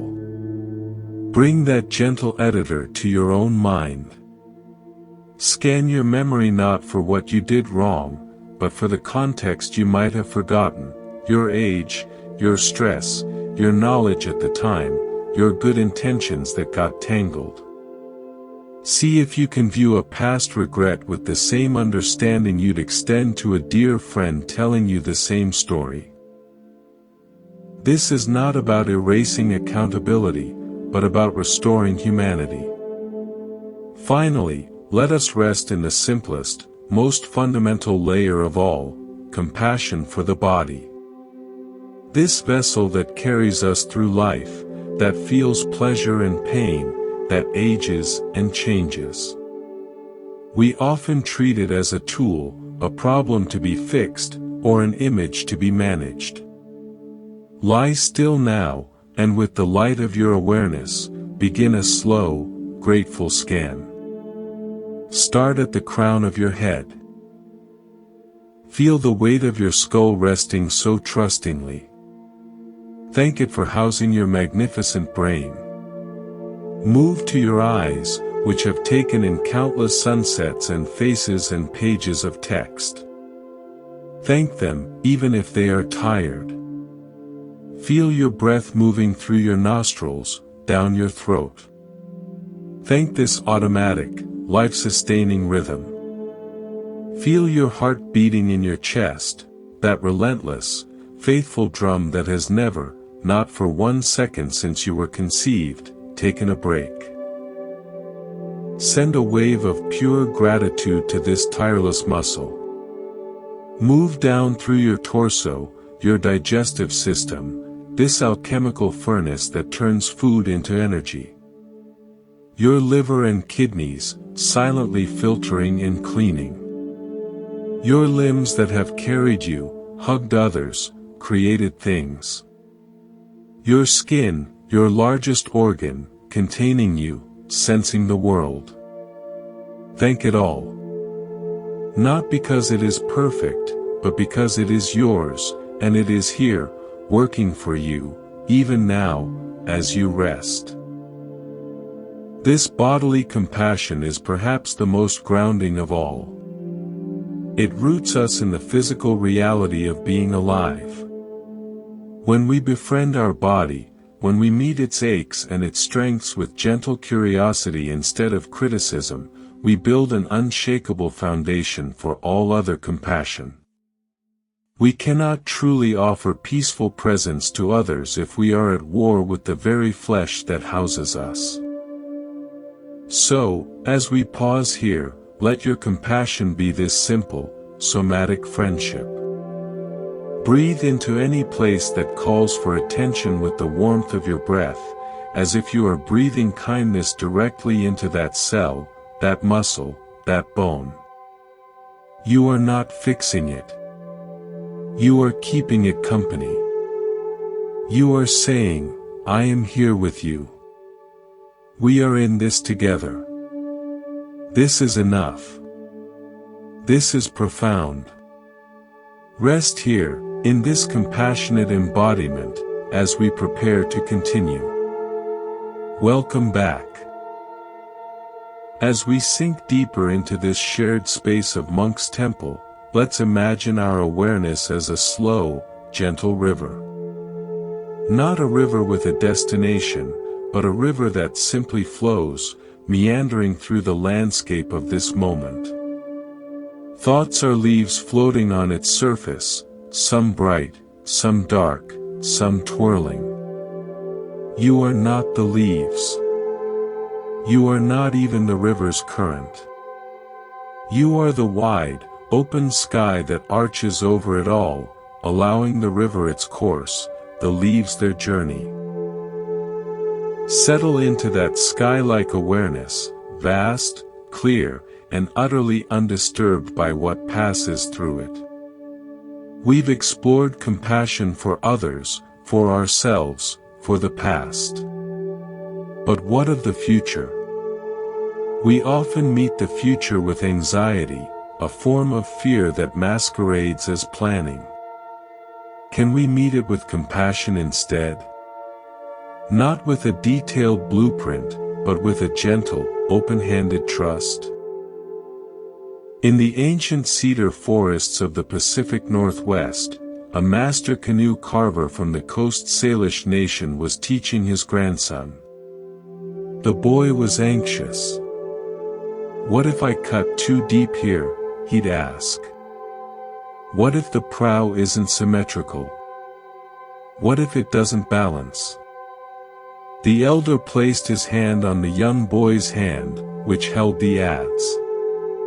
"You are asking the cedar for its future," he said. "The cedar does not know its future. It only knows its nature. Your hand does not know the perfect canoe. It only knows how to listen to the grain. When you listen, the canoe inside the wood will find your hand. You are not making the future. You are partnering with the present. The future is the spirit of the cedar and the spirit of your intention meeting. Treat that meeting with respect, not with fear. Guide, do not force." He was speaking of compassion for the unfolding. The boy's anxiety was a form of violence against the process, an attempt to control an outcome that hadn't yet taken shape. True craftsmanship, like true living, requires compassion for the nascent, unformed future. It is a dialogue, not a dictatorship. It is holding an intention lightly, like a bird in your hand, not crushing it with the grip of expectation. When the boy released his fear and began to feel the pull of the grain, the curve of the wood, his cuts became confident, not because he knew the end, but because he trusted the collaborative process. The future canoe became a welcomed guest, not a feared judge. Bring this to your own mind. Feel any anxiety about what is to come, tomorrow, next week, next year. See it as a form of wanting to carve the cedar without listening to its grain. Now, imagine placing that anxiety gently on the river of your awareness and watching it float away. In its place, plant a simple, compassionate intention: I will meet what comes with presence, and I will trust my ability to respond from my core.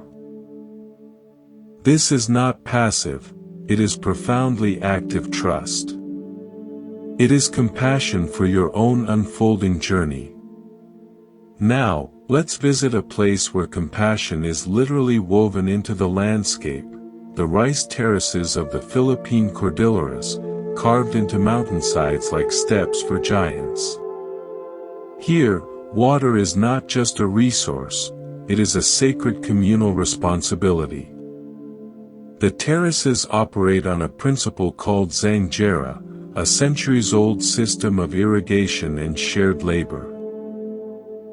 Water from the highest forest is channeled down, and each farmer, from the top terrace to the lowest, is allocated a specific time to let it flow into their field.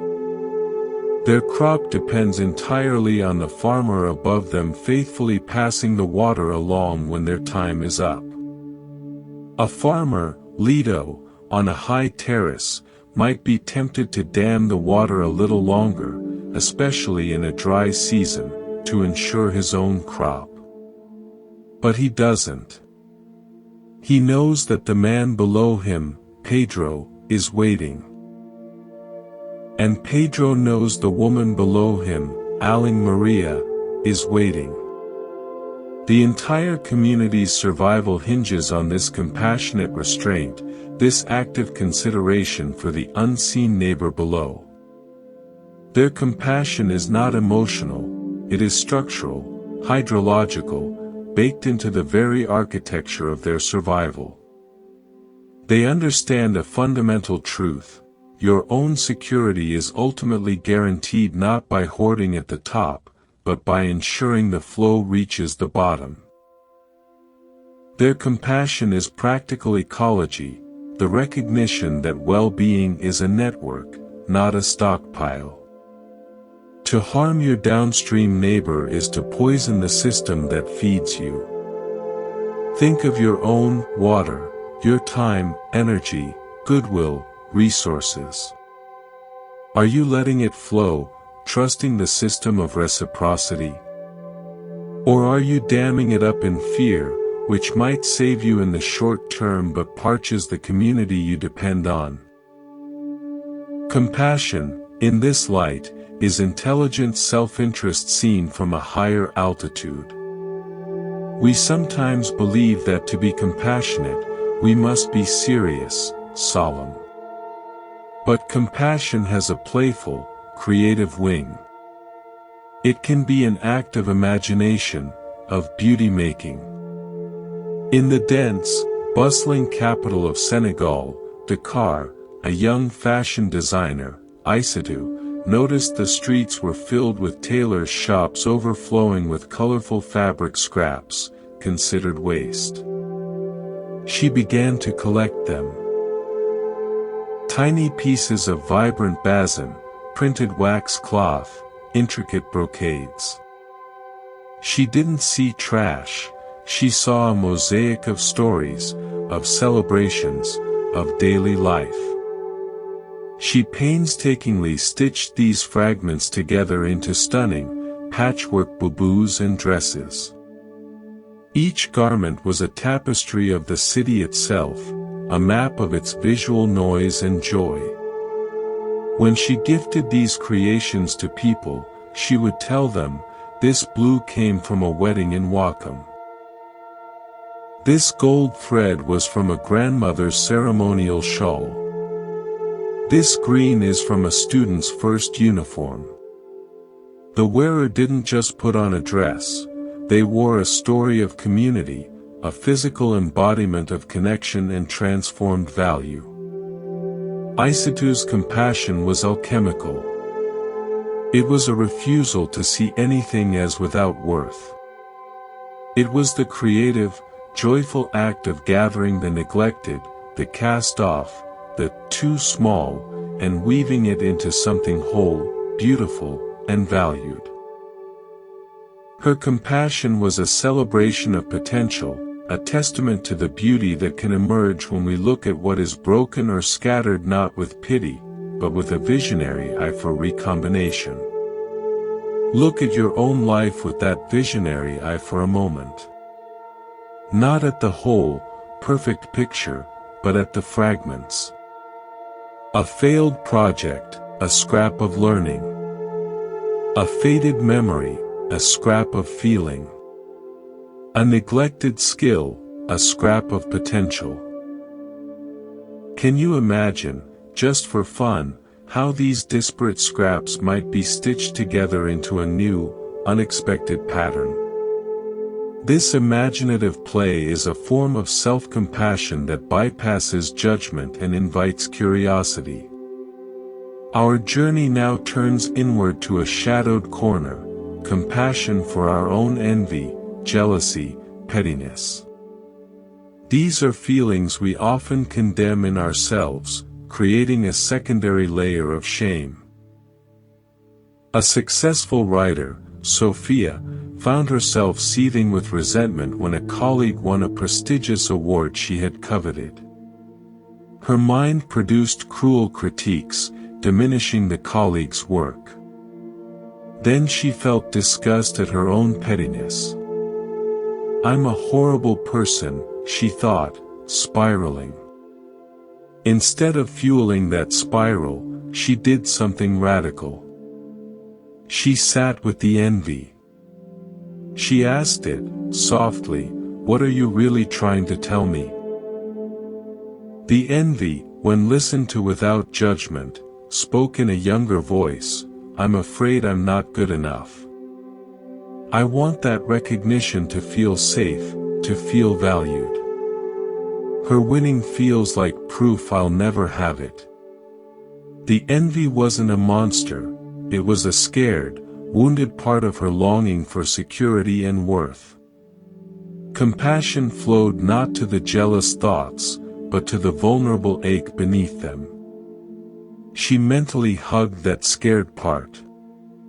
"I hear you," she told it. "It's okay to want that. It's okay to feel hurt." She then, from her adult self, made a plan. Let's channel this energy. Let's use this feeling as a compass pointing toward what we truly value, recognition for meaningful work. What's one small step we can take toward creating work that feels truly worthy, by our own standards? The jealous storm calmed. By offering compassion to the unacceptable feeling, she disarmed it and uncovered its valuable message. She learned that compassion is a full-spectrum embrace. It doesn't mean acting on every feeling, but it does mean welcoming every feeling as a messenger, listening to its truth without letting it drive the car. Compassion for our own darkness doesn't magnify it, it integrates it, robbing it of its destructive power. Try this now. Identify a negative emotion, irritation, anxiety, sadness. Instead of fighting it or becoming it, imagine it as a child knocking at the door of your heart. Open the door. Kneel down. Ask, "What do you need me to know?" Listen without judgment. Then, from your wisest self, offer a gentle response. This is deep emotional alchemy. Let's explore a compassion that transcends species, that exists in the silent language of coexistence. In a village on the edge of the Amazon, a shaman, Doi, was known for his ability to prepare powerful plant medicines. A Western anthropologist, Ethan, asked him about his knowledge of plants. Doi corrected him gently. "I do not know the plants," he said. "I have a relationship with them. To make the medicine, I must first ask permission. I explain my intention, to heal this specific person with this specific pain. I listen. Sometimes the plant says yes. Sometimes it says no. Sometimes it says, take from my neighbor, not from me. I must listen." Ethan was skeptical but observed. Before harvesting a particular vine, Doi sat before it for a long time, humming, his hand resting on the soil near its roots. He then harvested a small piece from one side of the vine, not the heart of it. "It agreed," Doi said simply.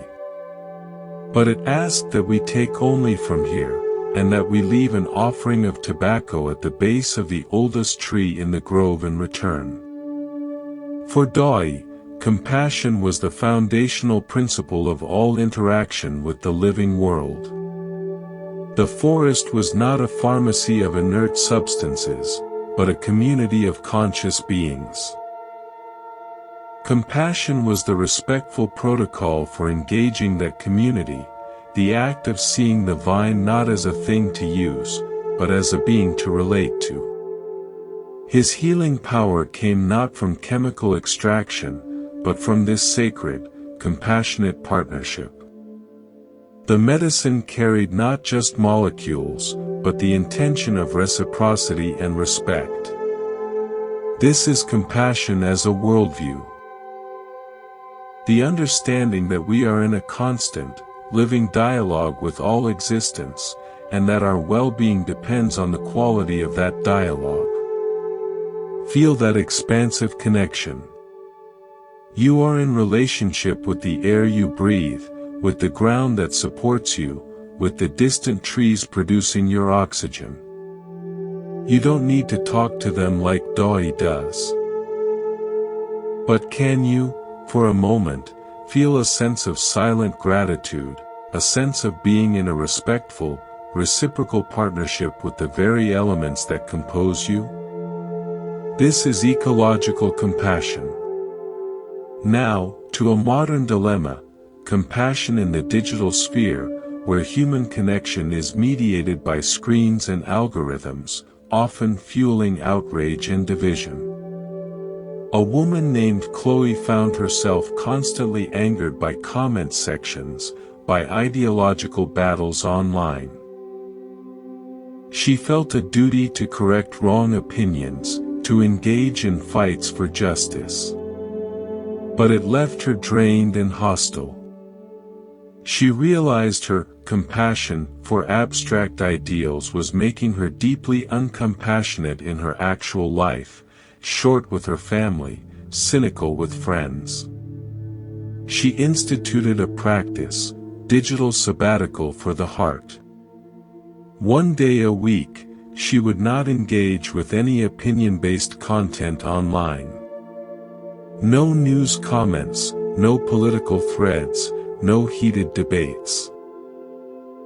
Instead, on that day, she performed one deliberate, tangible act of local compassion.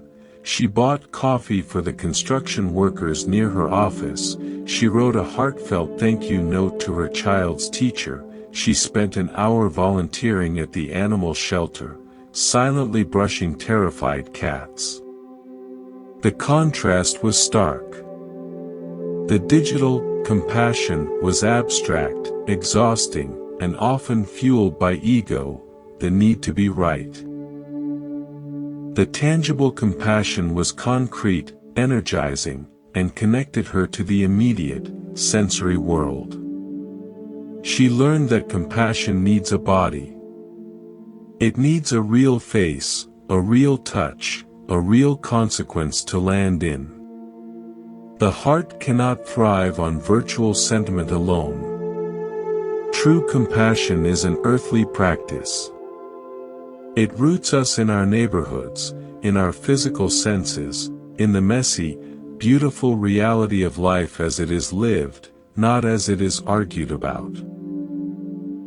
This isn't to ignore global issues, but to ground our care in the local, ensuring our compassionate energy renews rather than depletes us.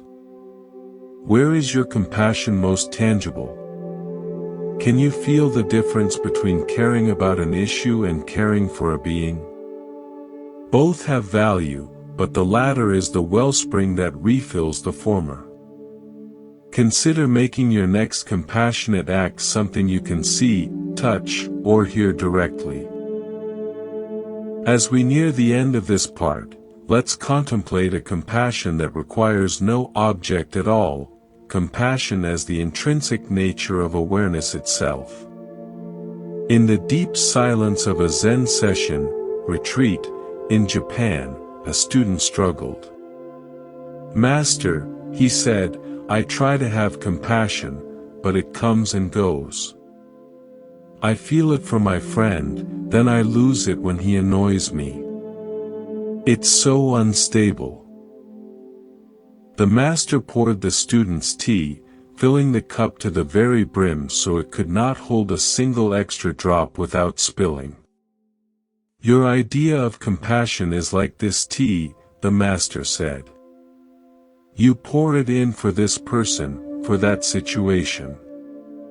It is limited. It runs out. You must become the cup, not the tea." The student was puzzled. "Become the cup."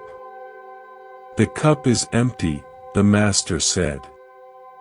"But because it is empty, it can hold anything: hot tea, cold water, bitter medicine, sweet wine. It does not judge the liquid. It simply contains it. Your true nature is like this empty cup. It is the space that can hold joy, hold sorrow, hold irritation, hold love. That spacious, allowing, non-judging presence is compassion. It is not something you do, it is what you are when you stop trying to be something else. When you are that empty cup, compassion for your annoying friend is not a feeling you generate. It is the space you provide for his annoyance to exist without you needing to change it or yourself. That is limitless compassion. The student sat with this. He stopped trying to manufacture a feeling called compassion. Instead, he practiced being the empty cup, the spacious awareness that witnessed his own reactions, his friend's behavior, the changing weather of interaction. In that stillness, he found a compassion that didn't fluctuate. It was the unwavering ground of his own being, the silent capacity to hold it all. Rest as that empty cup now. Your mind, your heart, not filled with any particular emotion or thought, but open, receptive, silent. You are not the tea of compassion. You are the vessel that can hold all of life's bittersweet offerings. In this emptiness, there is infinite capacity. In this silence, there is profound connection. Hold this understanding gently as we prepare for our final part. Welcome back. As we continue this journey in Monk's Temple, let's imagine our awareness is like moonlight on a still lake.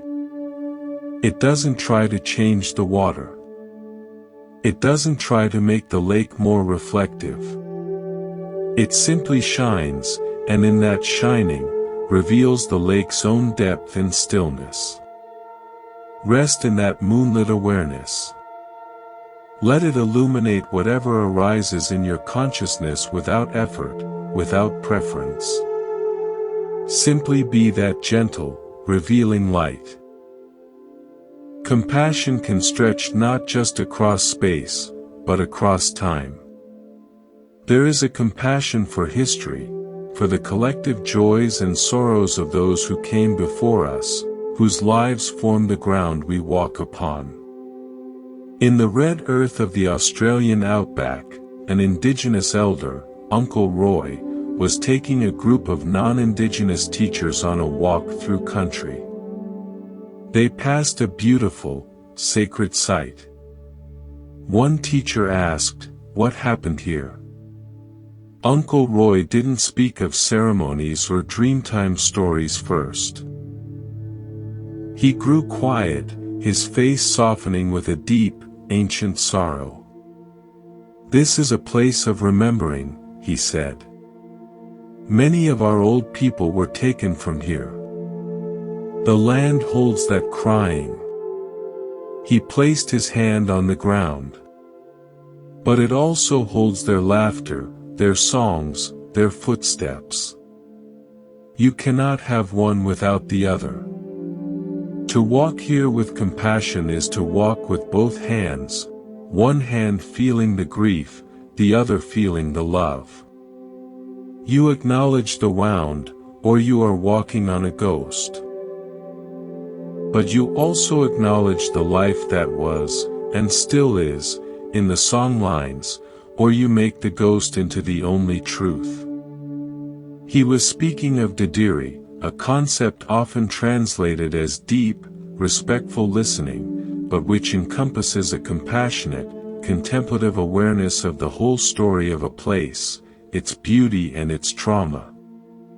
The teachers stood silently, no longer tourists looking at scenery, but guests being asked to hold a complex, living history in their hearts. Their compassion was no longer just a feeling for the present moment, but an act of witnessing across time. They learned that true compassion for a people or a place requires the courage to listen to its full song, the verses of joy and the verses of sorrow, and to honor the truth of both without turning away.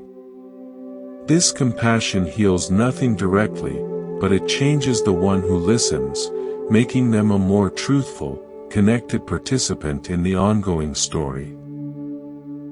Let your awareness become an act of didiri now. Listen to the history of your own body, your own lineage. Not to get lost in stories, but to acknowledge, with a moment of silent respect, the joys and sorrows that have flowed down to you, that live in your very cells. You are a living archive. Hold that truth with gentle, compassionate awareness, free of blame or pride, simply with acknowledgement. Our journey now takes us to a different kind of collective memory. The bustling, ancient Medina of Fez, Morocco. Here, the art of traditional tile work, zellige, is passed down through generations.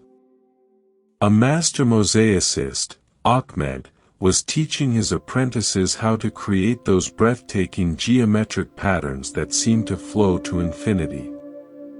The work is meticulous. Tiny, hand-chipped tiles are set in plaster. One apprentice, Yusuf, was frustrated. Why must we chip each piece by hand? We could use machines for perfect shapes. It would be faster, more precise. Ahmed didn't answer immediately. He laid down his tools and led Yusuf to a centuries-old wall in the local mosque. The pattern was slightly irregular. The lines weren't computer straight. Put your hand here, Ahmed said. Yusuf did. Do you feel it? Ahmed asked. Yusuf felt only cool tile. Not with your fingers, said Ahmed. With your qalb, your heart. The man who set this tile, his hand trembled that day. Maybe his child was sick. Maybe he was in love. The imperfection is where his humanity entered the pattern. The machine makes a dead perfection. The hand makes a living beauty. Our compassion is in the chip of the tile.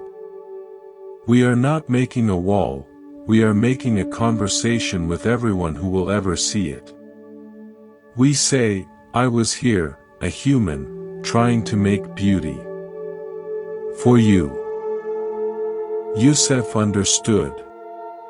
The flaw was not an error, it was a signature of presence, a tiny act of compassion spanning centuries, the craftsman's acknowledgement of his own humanity, and an offering of that humanity to the future viewer.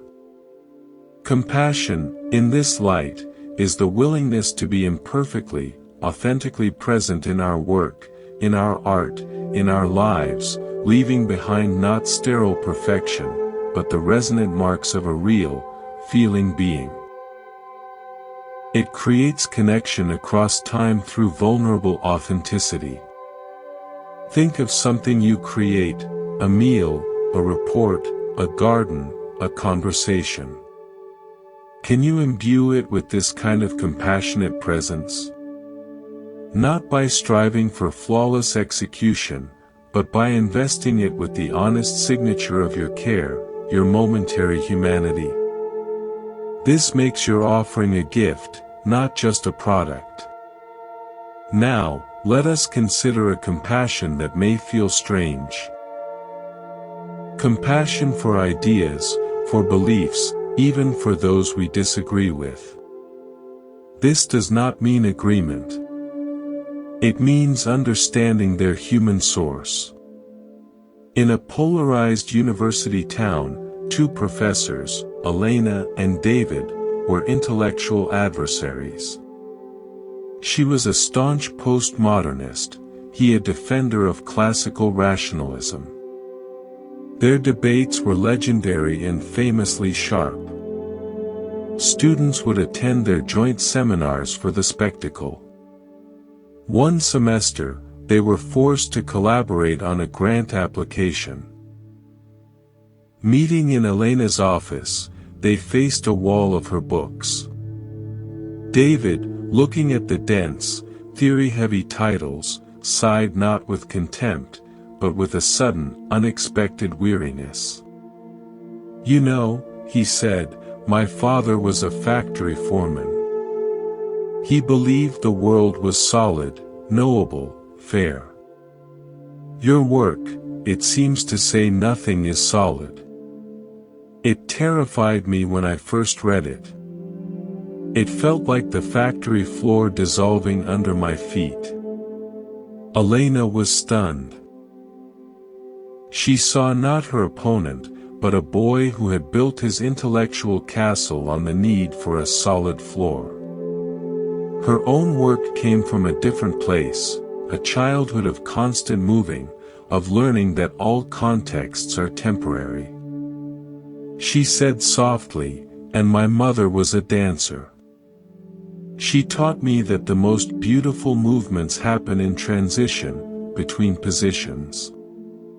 Stability felt like a prison to me." They didn't reconcile their theories. But a compassion for the human wounds and longings that generated those theories entered the room. Their subsequent debates lost their venomous edge. They could disagree fiercely while secretly honoring the fragile, human heart that beat behind the opposing ideology. They learned that compassion can disarm conflict not by resolving differences, but by recognizing that behind every hardened position is a soft, human story, a fear, a hope, a childhood lesson trying to protect itself. To see that story is to see the person, not just the argument. Bring this to a current disagreement in your mind, large or small. Without changing your stance, can you imagine, just for a moment, the human fears, hopes, or experiences that might lead someone to hold the opposing view?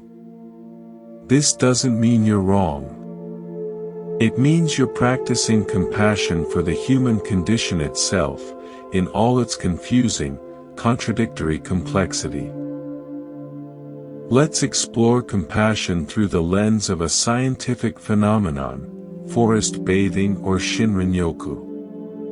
Studies in Japan have shown that spending mindful time in a forest lowers cortisol, the stress hormone, boosts the immune system through natural killer cells, and improves mood. Why? One theory is that phytoncides, aromatic compounds released by trees, are part of it. But another, deeper theory is that in the forest, we are surrounded by non-judgmental, non-demanding presence. The trees do not ask anything of us. They simply offer their being. This environmental, unconditional acceptance is a form of compassion that our nervous systems recognize and relax into. We are, in essence, being compassionately held by the ecosystem. The forest's great lesson is that the most profound compassion is often silent, spacious, and asks for nothing in return. It simply provides the conditions for healing.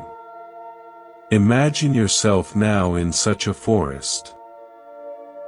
Not picturing it visually, but feeling its qualities, the quiet, the air rich with the scent of life and decay, the sense of being surrounded by living beings that accept your presence without question. Let your nervous system soak in that imagined, compassionate embrace. Feel your shoulders drop, your jaw soften. You are being held by a wider world. Our next story comes from the world of sound. In a monastery in Tibet, the monks practice overtone chanting, creating multiple, resonant pitches from a single voice. It sounds otherworldly. A visiting musician, Leo, asked the master, "What is the purpose of this singing? Is it a prayer?" The master replied, "It is a tuning. The world is full of discord, suffering, conflict, noise. When we create this sound, we are not adding another note to the noise. We are creating a sonic space of pure harmony. It is like dropping a clear pebble into a muddy pond. The ripples are clarity. For a moment, the mud settles. Anyone who hears it, even unconsciously, has their own internal discord gently invited toward harmony. It is compassion for the ear, and for the spirit. We are offering a template of wholeness." Leo thought of all the music he'd composed, full of emotion, story, tension, and release. This was different. This was compassion as a sonic environment, a gift of harmonic structure to a world starved of coherence. He began to incorporate moments of pure, resonant tonality into his own work, not as a melody, but as a resting place for the listener's soul. He learned that compassion can be an atmosphere we generate, a field of coherence we offer to a fragmented world. It doesn't argue with the discord. It simply provides an alternative, a sanctuary of sound where the scattered self can remember its own fundamental unity. Listen to the silence around you now. In that silence, imagine a single, pure, resonant tone, like a temple bell heard from far away. Let that imagined sound vibrate in the center of your being. Let it be a tuning fork for your own spirit, bringing any inner discord into a simpler, more harmonious alignment. You are offering yourself the compassion of coherence. As we near the end of this part, let's touch on a subtle form of compassion, compassion for the mundane, the boring, the repetitive tasks that form the fabric of life. In a small town in Italy, an old woman, Giovanna, was famous for her linen. She washed it in a particular stream, hung it in a specific sun-drenched meadow, and ironed it with heavy, heated stones passed down from her grandmother. A young relative, visiting from the city, watched her labor for hours. "Zia, why? You can buy linen that looks fine from a store. This is so much work for something no one will even notice." Giovanna handed her a freshly ironed napkin. "Feel it." The linen was cool, crisp, imbued with the smell of sun and meadow. "When my family sits down to eat, their hands touch this. For a second, they feel the care. The sun. The patience. They may not notice it, but their bodies know. Their meal tastes better. Their argument is softer. I am not making linen. I am weaving care into the ordinary." Compassion is not only for the big wounds. It is also for the small, daily comforts. It says, your ordinary life is worthy of this extra touch. The young woman understood. Compassion could be an ingredient, like salt or sunlight, kneaded into the daily bread of existence. It was the extra 5 minutes, the intentional touch, the small ritual of care that elevated the mundane into the sacred. It was a silent, persistent declaration that life itself, in all its routine, deserved beauty and respect. Think of one small, routine action you will do tomorrow, making your bed, preparing a meal, commuting. Can you decide now to imbue that single action with Giovanna's kind of compassionate attention? Not to make it perfect, but to make it an act of quiet, loving service to your own ordinary life. This is how compassion becomes a practice, woven into the very fabric of your days. Rest now with this growing sense of compassion as a vast, multifaceted reality. It is historical witness, it is authentic imperfection, it is understanding the human behind the idea, it is the forest's embrace, it is harmonic sound, it is care woven into linen. Your awareness is the loom where all these threads meet. Breathe deeply. You are that loom. And you are also the weaver. And you are also the cloth being woven. Rest in this wholeness. Welcome back to this space of quiet remembrance. As we settle in once more, imagine your awareness as a deep, clear mountain spring. It doesn't choose which minerals to dissolve, which stones to flow over. It simply moves with a natural grace, shaping and shaped by its journey, yet always remaining essentially pure, essentially itself. Let your consciousness be like that spring water, fluid, accepting, inherently clear. There is nothing you need to do to make it more so. Just allow it to flow through the landscape of this moment. Now, let's journey inward to a territory often shrouded in shadow, the world of our inner parts, our subpersonalities. We are not monolithic selves. We are ecosystems. Within us lives the inner child, the critic, the perfectionist, the protector, the adventurer. Often, we exile the parts we deem unacceptable, creating inner civil wars. Compassion here becomes an act of inner diplomacy, of welcoming home the banished. A therapist named Anya used a powerful method called internal family systems with her clients. She worked with a man, Leo, who was crippled by procrastination. The more he tried to discipline his lazy part, the more paralyzed he became. Anya invited him to close his eyes and, with curiosity, not condemnation, asked to speak to the part that made him procrastinate.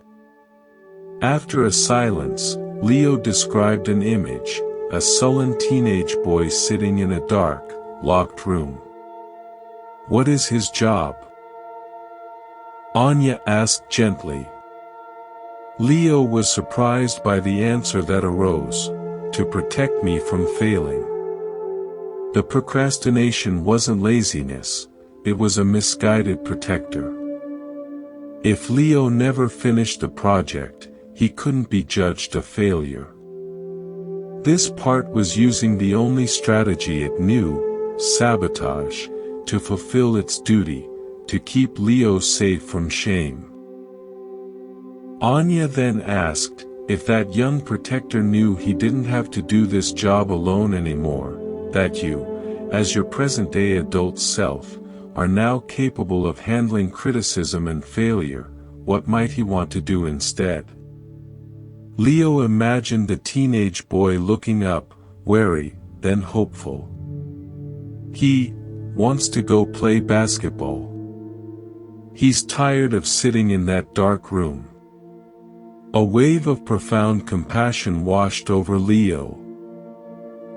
Not for his flaw, but for this exiled, exhausted part of himself that had been working overtime with a terrible strategy for decades. He mentally unlocked the door. You can go play, he whispered inside. I've got this now. The procrastination didn't vanish overnight, but its power diminished dramatically.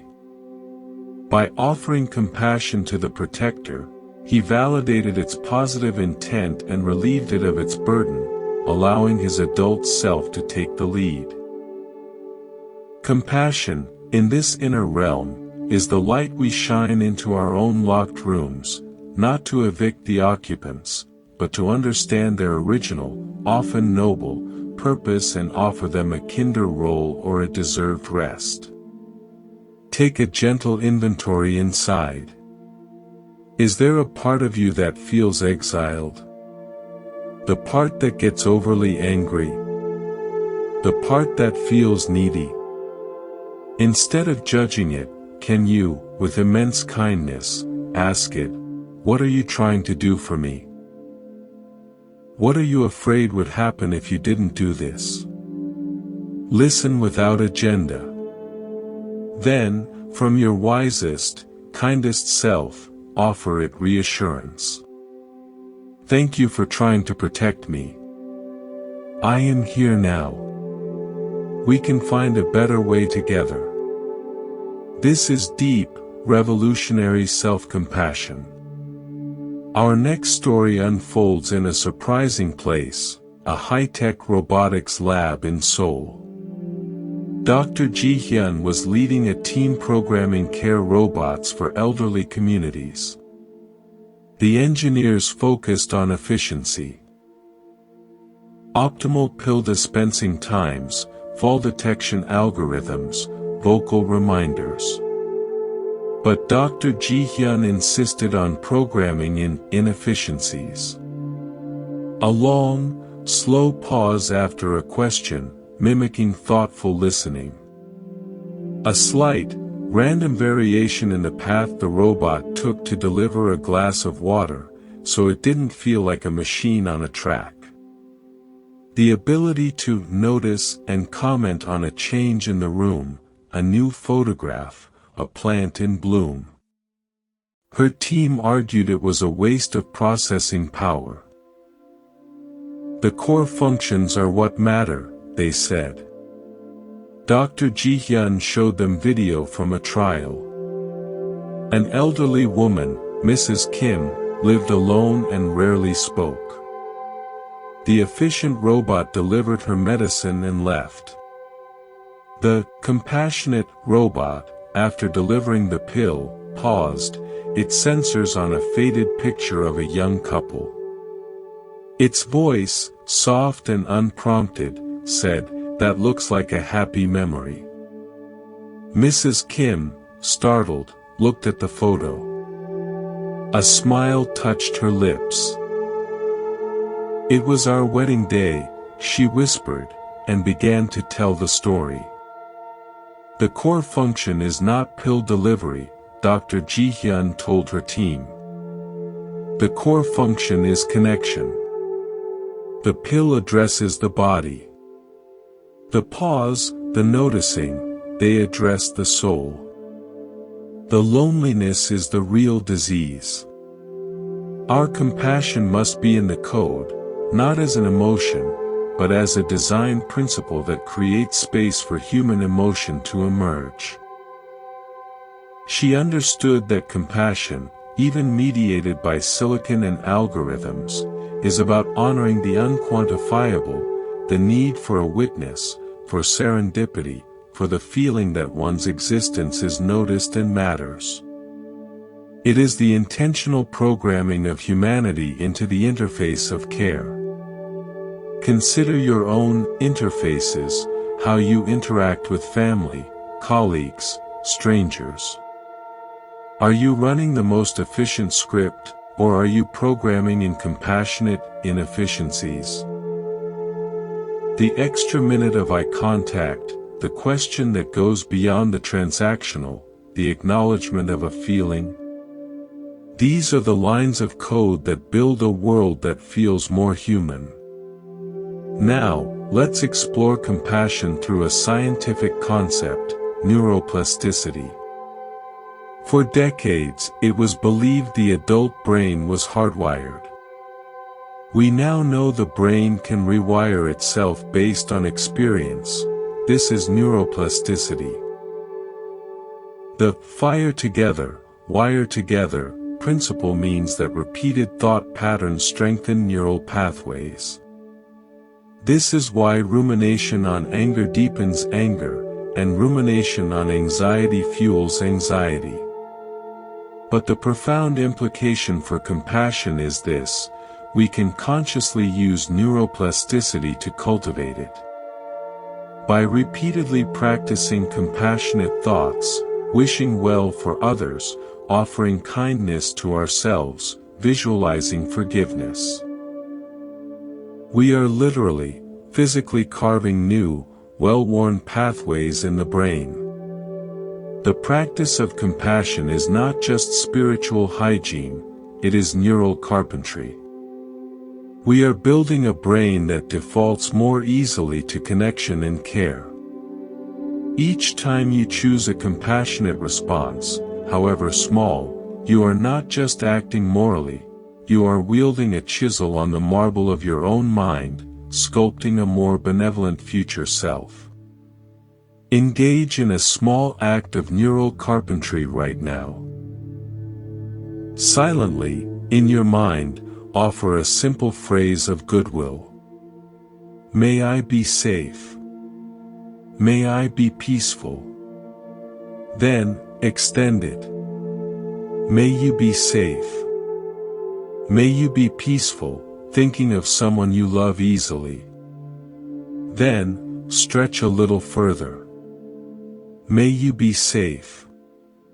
May you be peaceful, thinking of a neutral person, perhaps a cashier you saw today. Don't force feeling. Just offer the words. In doing so, you are sending a gentle signal along the neural pathways of care, strengthening them. You are programming your own biocomputer with the code of compassion. Our journey takes us next to the icy, contemplative landscapes of Iceland. Here, a folk tradition speaks of the Huldufolk, or hidden people.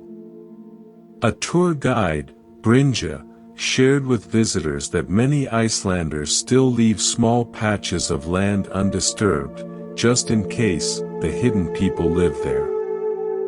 A skeptical tourist laughed. "You don't really believe in elves, do you?" Brynja smiled. It is not about belief in creatures. It is about practicing the idea that the world is not only ours, that we share it with unseen others. When you leave a rock formation untouched because it might be a home, you are practicing humility. You are acknowledging limits to your knowledge and your right to dominate. That is a form of compassion for the mystery itself, for all that you do not and cannot see. It keeps the heart humble and the hand gentle. The tourist was silent. He realized the practice was a beautiful, ecological metaphor. Compassion isn't only for the seen sufferer, it can be a general orientation, a default setting of humility and reverence toward the unknown, the other, the potentially sentient landscape. It is leaving a psychic patch of land undisturbed in our judgments, in our certainty, in our urge to control. It is making room for mystery. This compassion fosters a sense of awe and belonging, rather than ownership and conquest. Can you leave a small patch of your own mental landscape undisturbed tonight? A question you don't need to answer. A judgment you don't need to finalize. A mystery you can simply let be. In that act of leaving it alone, you are practicing compassion for the complexity of life, which does not always yield to our understanding. Now, to a story of compassion that emerges from profound limitation. In a care home for those with advanced dementia, a volunteer named Sam played his guitar weekly. Many residents seemed unresponsive, lost in inner worlds. The staff urged him to play familiar, upbeat old tunes to stimulate memory. He tried, with little visible effect. One rainy afternoon, feeling discouraged, he stopped playing songs. He simply began to play single, resonant chords on his guitar, letting each one hang in the quiet room, vibrating into silence before playing the next. He created a slow, ambient soundscape with no rhythm, no melody, just presence of sound. He noticed Mrs. Gable, who never spoke, always staring at her hands. As the rich, open chords filled the space, she slowly lifted her head. She didn't look at him. She looked toward the sound, her eyes becoming present, soft. A single tear rolled down her cheek. She wasn't remembering a specific song from her past. The music was meeting her exactly where she was, in the timeless, wordless, fragmented present. It was not trying to pull her back to a shore she could no longer reach. It was becoming the ocean she was now floating in, holding her with sonic warmth. Sam learned that compassion doesn't always mean trying to restore someone to who they were. It can mean fully accompanying them in who they are now, however different or diminished that may seem. It is the courage to meet another person in their present reality without trying to therapize, fix, or retrieve them, but to simply offer a resonant presence that says, "I am here with you, in this too." This compassion honors the dignity of the current moment, however still or silent it may be. Think of someone in your life who has changed, perhaps through age, illness, or circumstance. Can you offer them the compassion of presence that meets them where they are now, without demanding they be as they were? And can you offer that same compassion to the changing person you yourself are? Let's end this part with a personal reflection on a mundane yet profound teacher, a houseplant. I once had a fiddle-leaf fig tree that thrived for years, then suddenly began dropping leaves. I researched frantically: more water, more light, less humidity. I treated it like a problem to be solved. The leaves kept falling.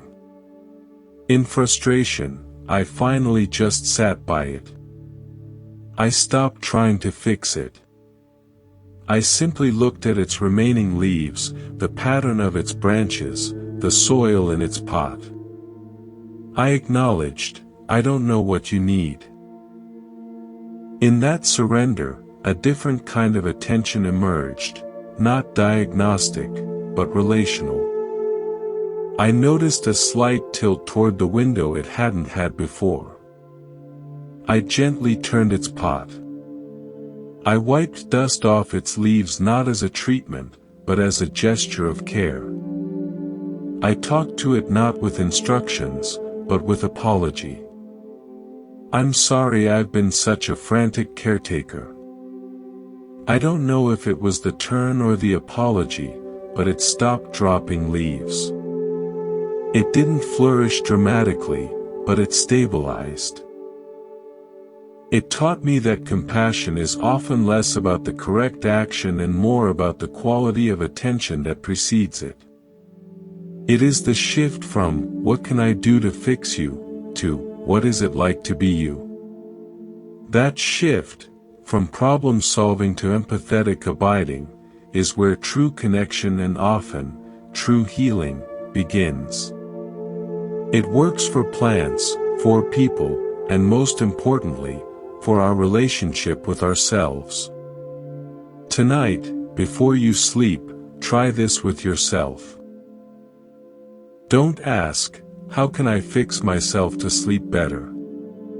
Instead, with the same gentle attention you'd give a living plant, simply ask, "What is it like to be me, right now, in this bed? Hold that question with curiosity, not analysis. And then, listen. The answer may not come in words. It may come as a sigh, a softening, a release. That is the sound of compassion taking root. Rest there, in that quiet, listening space. Welcome back. As we settle into this space once more, let your awareness be like a feather caught in a gentle updraft. It doesn't choose where to go. It doesn't struggle against the air currents. It simply allows itself to be carried, turning slowly, rising and falling with the breath of the moment.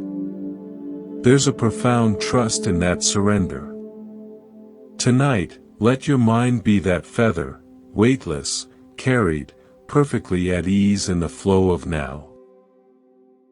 Let us explore compassion through the portal of creativity and art. Often, we think of art as self-expression, but at its deepest, it is an act of compassionate attention, a way of seeing the world so truly that others can recognize their own truth in it. In the vibrant, musical heart of New Orleans, there was an aging jazz pianist named Elias. He played in a dimly lit club, his hands moving like liquid over the keys. A young, technically brilliant pianist, Chloe, came night after night, studying him. She was frustrated. "I know more scales, more theory, more complex chords," she told him. "But when I play, it sounds like math. When you play, it sounds like life." Elias smiled, his eyes holding generations of rhythm. "Child," he said, "you are playing the notes. I am listening to the silence between the notes. That's where the feeling lives. The note is the event. The silence is the compassion that holds it." He played a simple, bluesy phrase, lingering on the spaces between the chords. "See? That pause, that's where you let the listener feel their own sadness, their own memory. You're not just giving them sound. You're giving them a room inside the music where they can live for a minute. That's the compassion. You make space for them in your art." Chloe understood. She had been trying to fill every moment with perfection, with complexity. Elias was practicing a musical didiri, a deep listening that created spaciousness. His compassion was in the restraint, in the trust that the listener's soul would complete the phrase. She began to practice not just her scales, but her silences. She learned that true artistic power isn't in domination of the medium, but in the generous creation of an empathetic space where the audience becomes not just a spectator, but a collaborator in meaning-making. Bring this to your own mode of expression, whether you speak, write, cook, or even gesture. Are you filling every space with your own sound, or are you leaving compassionate silences, pauses that allow the other person to meet you halfway, to bring their own experience into the exchange? Practice, right now in your mind, leaving a little more space around your thoughts. Let them arise and dissolve in a field of quiet awareness. That quiet is the canvas upon which all true connection is painted. Now, let's visit a place where compassion is woven into the very act of making, the workshops of Florence, Italy, where master bookbinders practice their craft. An apprentice, Luca, was rebinding a 16th century manuscript. His job was to repair the spine, replace the fraying threads, preserve every original page. He worked with trembling hands, afraid of causing damage. His master, Signora Beatrice, watched him. "You are treating it like a relic," she said. "Like something dead to be preserved. That is fear, not respect." She took his hands and placed them flat on the old leather cover. "Close your eyes. Feel the warmth in the leather. That's the warmth of the hands that held it. The slight depression here, that's where a scholar's thumb rested, night after night, pondering the words. You are not repairing an object. You are continuing a conversation. Your stitches are your words in that conversation. Make them with respect, but also with love. The book doesn't want to be frozen in time. It wants to be held again." Luca's approach transformed. Each stitch became a deliberate act of connection to the long chain of readers. His compassion was for the book's life, its journey through time and human hands. He wasn't a conservator trapping a butterfly under glass. He was a gardener tending a living vine so it could continue to climb. This is compassion as an act of stewardship. The understanding that we are temporary caretakers of beauty, story, and knowledge, and our role is to pass it on, lovingly mended, to the future. Consider what you are a steward of: a family story, a skill, a garden, a relationship. Are you handling it with the fear of breaking it, or with the loving, confident hands of one who is part of its ongoing life?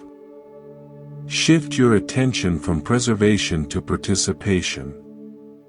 You are not an outsider fixing something, you are the next link in its chain.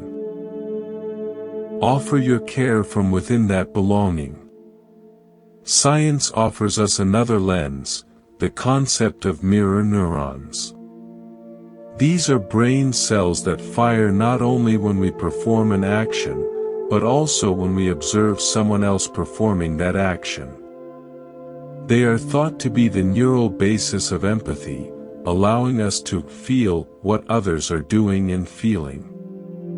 When you see someone wince in pain, your mirror neurons for pain fire, creating a faint echo of that sensation in you. This means compassion has a literal, biological echo in our brains. We are wired for resonance. But here's the crucial part: this mirroring system can be overwhelmed or shut down by stress, prejudice, or simply too much stimulation. The practice of compassion, then, can be seen as the intentional maintenance of this neural mirror, keeping it clean, clear, and receptive. When we consciously calm our own nervous system, when we approach others with curiosity rather than judgment, we are essentially polishing the mirror of our neurons, allowing us to reflect the world more accurately and feel its joys and sorrows more authentically. Your meditation, your breaths tonight, are a polish for that mirror. Take a breath now with the intention of polishing your inner mirror. As you exhale, imagine dust and static, your own fatigue, worries, preconceptions, floating away. As you inhale, imagine drawing in clear, calm light. With each cycle, feel your capacity for clear, resonant reflection being restored. You are tuning your most fundamental instrument of connection. Our journey now takes us to the stark, beautiful deserts of Oman, where Bedouin traditions of navigation persist. A guide, Khalid, was teaching a group about tracking. He pointed to almost invisible disturbances in the sand. This is not just about finding the way, he said. It is about reading the story of what passed. This shallow drag mark, a tired goat, perhaps. These deeper prints close together, the herd was moving fast, maybe spooked. To track is to have compassion for the journey of the other, even an animal. You are reconstructing their experience from the faintest signs. He bent down and smoothed the sand next to the tracks, leaving no trace of his own. And when you leave no sign that you were here, that you judged their path. You only observe and learn. Your compassion is in the delicate attention, and in the clean departure. Khalid saw tracking as an act of sacred reading, followed by an act of self-effacement. His compassion was a form of deep literacy, the ability to read the silent language of struggle, movement, and need written in the earth, and to honor it by not adding his own noisy commentary. It was humility in the face of another being's story. In your own life, how often do you track the experiences of others? Not to interrogate, but to read the subtle signs, the tone of voice, the weary posture, the unspoken worry. And when you have understood, can you smooth the sand behind you, holding that understanding gently without using it to intrude, manipulate, or claim credit? This tracking compassion is a powerful, silent form of love. Now, let's consider a compassion that might seem counterintuitive. Compassion for our own distractions, our own restless minds. We often condemn ourselves for our lack of focus. A meditation teacher in California led a retreat where instead of fighting mind wandering, he instructed participants to thank each distraction. When you realize you've been planning your grocery list for 5 minutes, he said, don't scold yourself. Say silently, thank you, planning mind, for trying to take care of future me. Your services are not needed right now. You may rest. The shift was miraculous. The inner war ceased. The planning mind, acknowledged and thanked, would often indeed settle down, feeling heard and relieved of duty. The distraction wasn't an enemy to be vanquished, it was a part of the self with a positive intent, clamoring for attention. Compassionate acknowledgement was the key that disarmed it. This approach turns the meditation cushion, or the quiet moment before sleep, from a battlefield into a roundtable meeting of inner parts, where each is heard and gently guided by the wise, chairperson self. Try this now. Notice where your mind has wandered during this listening. Instead of pulling it back harshly, simply acknowledge the wanderer. Ah, there you go, thinking about tomorrow. Offer a mental nod of thanks for its concern. Then, with the same gentle firmness you'd use with a child, invite it back to the sound of this voice, the feeling of the breath. This is kindness in action, the very essence of compassionate discipline.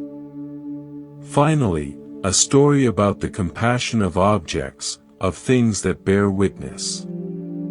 In Hiroshima, there is a museum that holds items salvaged from the atomic blast, a melted bottle, a charred school uniform, a watch stopped at 8:15. A curator noted that visitors often fell into two camps. Some saw only the horror, the tragedy. Others, she said, saw something else. They see the lunchbox that a mother carefully packed that morning. They see the tricycle a child loved to ride. They see not just the destruction, but the ordinary love that was destroyed. That is the compassion that heals, the ability to see, through the scorch marks, the life that was lovingly lived. The objects become bridges to the humanity that was there, not just monuments to the violence that ended it. This is compassion as an act of radical, restorative seeing. It is looking at the wreckage of any kind, personal, historical, ecological, and refusing to let the catastrophe have the final word. It is searching for, and honoring, the evidence of love, care, and ordinary beauty that existed before the fracture. This doesn't diminish the tragedy, it refuses to let the tragedy erase the love. It is perhaps the most defiant and healing form of compassion, the decision to bear witness to the light, even when surrounded by evidence of the dark. As you drift closer to sleep, let your heart practice this restorative seeing. Look back on your day, or on a difficult memory.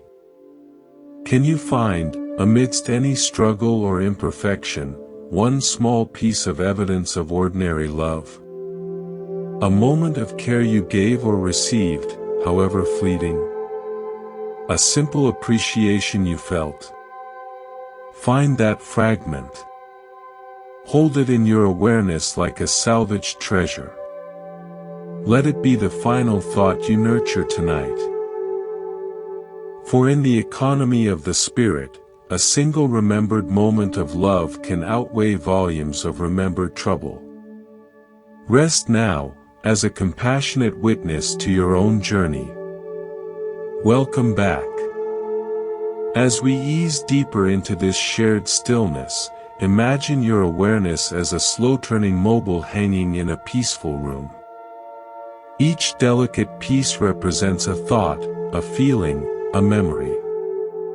They are all connected, all part of a single, balanced structure. When the air of attention moves, they all turn together in a gentle, harmonious dance.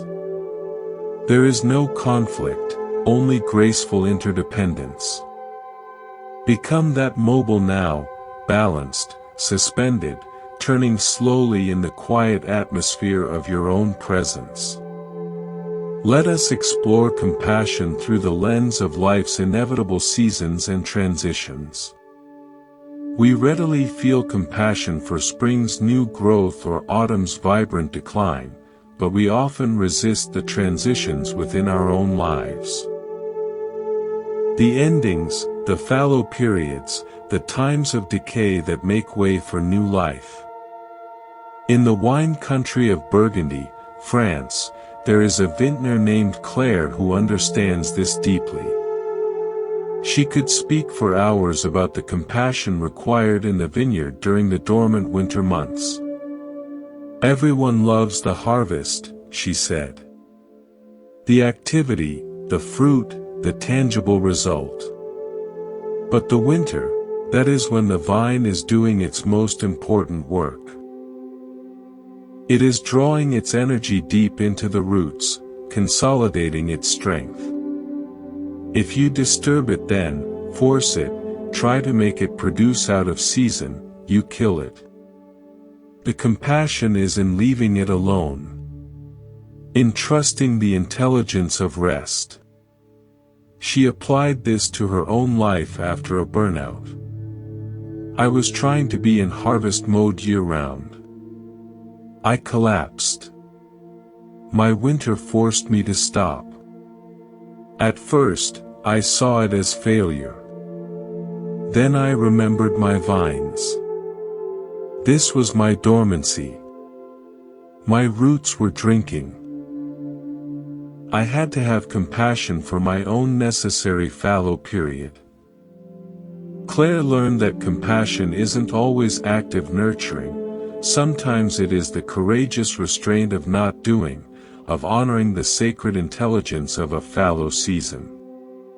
It is the trust that dissolution and quiet are not death, but a deeper, less visible form of life, preparing for a future blossoming. Look at your own life rhythms. Are you in a season of blossoming, of harvest, of release, or of deep-rooted rest? Wherever you are, can you offer that phase the same compassionate acceptance Claire offers her winter vines? If you are in a fallow time, whisper to yourself, "This is my roots time. I am drinking from a deep source I cannot see."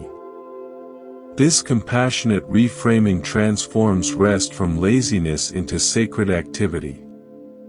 Our next story takes us to the world of mycology, the study of fungi. Beneath the forest floor lies the mycorrhizal network, a vast, web-like structure connecting the roots of trees and plants. Through this wood-wide web, trees share nutrients, send warning signals about pests, and even support seedlings of their own species. Scientist Suzanne Simard called this the mother tree phenomenon. Imagine an old-growth forest. A towering mother tree, nearing the end of her life, doesn't hoard her resources. Through the fungal network, she begins to shunt her stored carbon and nutrients to the younger trees around her, especially her own kin. Her final act is one of distributive compassion, ensuring the health of the forest that will live beyond her. She doesn't fight her decline, she makes it an offering. This is compassion as an ecological imperative, written into the very code of a healthy forest. It tells us that decline and death are not merely an end, but can be a generative, nurturing passage. For us, this invites a compassion for our own times of letting go, of roles, of capacities, of certain kinds of strength. Can we see these not merely as losses, but as opportunities to redistribute our inner resources, our wisdom, our love, our stories, to the younger, growing parts of our own lives or to the next generation? Compassion here becomes a legacy, not a lament. Consider what you might be shunting through your own network right now. Not material wealth, but perhaps patience, a hard-won insight, a story of resilience. Who in your life, or what new project within you, is the seedling that could benefit from that resource?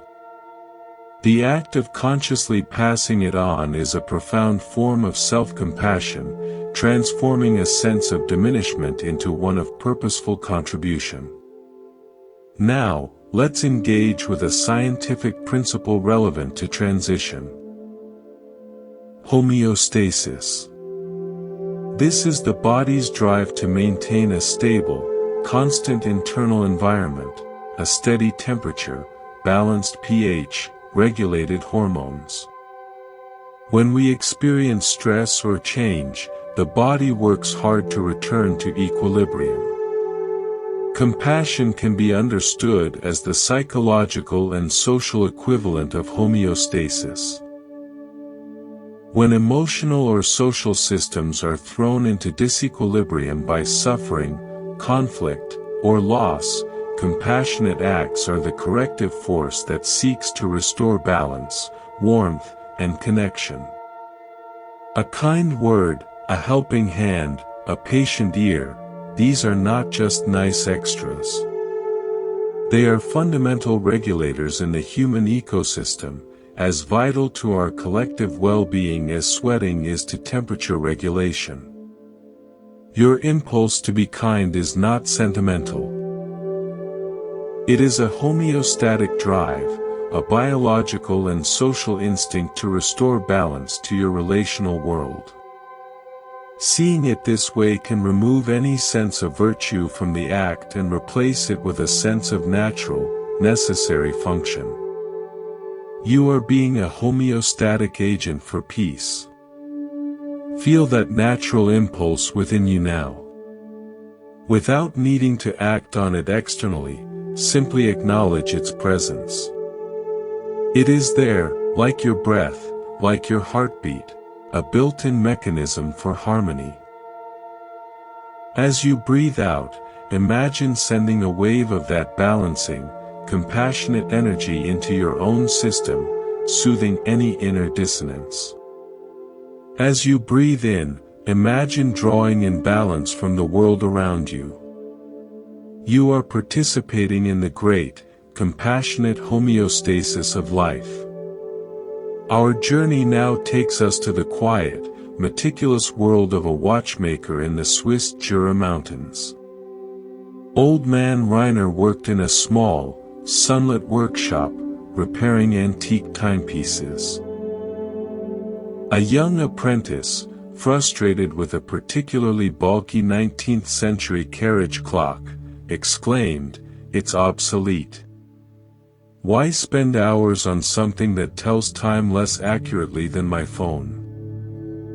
Rainer took the clock's delicate movement into his own hands. "I am not fixing a time teller," he said softly. "I am repairing a relationship." He pointed to the tiny gears. "See here. This pivot is worn. Someone overwound it, likely in worry or haste, a century ago. This chipped tooth on the escapement, that happened during a journey, perhaps across an ocean. Each flaw is a fossil of human carelessness or human life. My job is not to make it perfect, but to make it whole again. To honor the journey it has been on. When it ticks again, it carries not just the time, but the story of its survival. That is compassion for the object, yes, but more, for the human hands that have touched it across time." For Rainer, compassion was an act of temporal reconciliation. He wasn't erasing history, he was integrating it, allowing the scars of the journey to remain while restoring the integrity of the function. He taught that in our own lives, self-compassion is not about erasing our past wounds or mistakes, but about skillfully integrating them into a working whole. We don't become like new. We become beautifully, complexly functional, carrying our history with dignity. The repaired clock is more interesting, more valuable, than a flawless new one. So are we. Bring this to a perceived flaw or wound in your own being, a regret, a failure, a limitation. Instead of wishing it away, can you see it as Rainer sees the worn pivot, a fossil of your journey, a testament to the life you've lived? Can you offer it the compassion of integration, not eradication? Whisper to it, "You are part of my story. I will work with you, not against you." This is the watchmaker's art applied to the soul. Now, to a story of compassion that requires no movement at all, only a shift in perception. In a busy urban park, a man named Ben sat on his usual bench, feeling the weight of loneliness. He watched people, a couple arguing, a mother looking exhausted, a businessperson barking into a phone. He felt separate, adrift. Then, he remembered an exercise. He silently directed a thought to each person, "I hope you are free from suffering. I hope you find peace. Not with feeling, just with words." To the arguing couple, "I hope you find understanding." To the exhausted mother, "I hope you find rest." To the angry businessperson, "I hope you find calm." He didn't feel a magical connection. But something subtle shifted. The park was no longer a collection of separate dramas he was excluded from. It became a field of shared human struggle. His loneliness morphed into a kind of solidarity. He wasn't alone in his longing for peace. Everyone here, in their own way, was likely longing for the same. His compassion, sent out as silent, simple well-wishing, didn't change them. It changed his relationship to them, and thus, to his own place in the world. It was compassion as a perceptual alchemy, turning other into fellow traveler. Try this now, from wherever you lie. Think of a few people, loved ones, neutrals, even someone difficult. Silently, without strain, offer each one the same simple phrase, "I hope you are at peace." You are not responsible for their peace. You are simply acknowledging its universal desirability and aligning your intention with it. This practice wires your brain for connection and dissolves the illusion of separateness, one silent wish at a time. Finally, let us contemplate compassion for the very ground of being, for consciousness itself. A teacher of non-duality once said, "The sun does not say, 'I will shine on the good trees and not on the weeds.' It simply shines." Consciousness does not say, "I will be aware of the pleasant thoughts and reject the painful ones." It simply is aware. That is its infinite compassion, its unconditional allowing. Your own awareness, right now, is doing this. It holds the sound of this voice, the feeling of your body, the drift of your thoughts, the memory that surfaces, all with equal, impartial space. It doesn't fight to keep the pleasant or push away the unpleasant. This innate, background quality of your mind is primordial compassion. It is the deepest love, the love of existence for itself, expressing as the space for everything to be as it is. You don't have to generate compassion, you are that capacity. The practice is simply to rest as that which you already are, the open, allowing, compassionate presence that witnesses the entire play of life without taking sides. As you move now towards sleep, let go of all attempts to be compassionate. Instead, surrender to the fact that you are compassion. You are the open sky. You are the still lake. You are the mobile turning in harmony. You are the winter vine trusting its roots. You are the mycorrhizal network sharing life. You are the homeostatic impulse for balance. You are the watchmaker integrating all parts. You are the silent well-wisher in the park. You are the sun, shining unconditionally. Rest as this totality. There is nothing to do, nowhere to go, no one to become. Just this. Just this vast, compassionate being. Hold this knowing lightly as we prepare for our final integration. Welcome. This is our final gathering in this space of Monk's Temple. There is no need to listen intently, no lesson to grasp. Let your attention be soft, like the last light of dusk resting on a quiet field. Let everything you've heard, every story, every reflection, settle within you now like different colored sands in a glass globe. There is no need to stir them. Just let them find their own resting places. Your only task is to be the quiet space that holds them all. Over these many hours, we have wandered through a vast landscape of compassion. We began by discovering that compassion is not something we create, but something we uncover, the natural, warm response of a heart that is not at war with itself.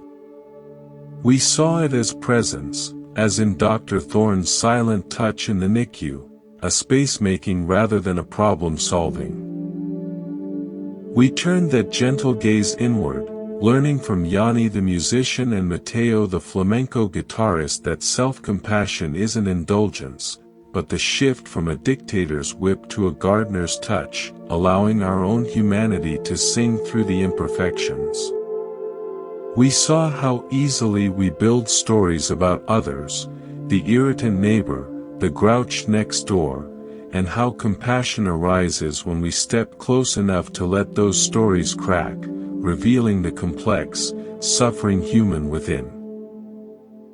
We explored compassion's need for boundaries, learning from the fisherman of the delta and the firefighter in the forest that to be a stable boat or a wise firebreak is not a lack of care, but the very condition that allows care to be sustainable.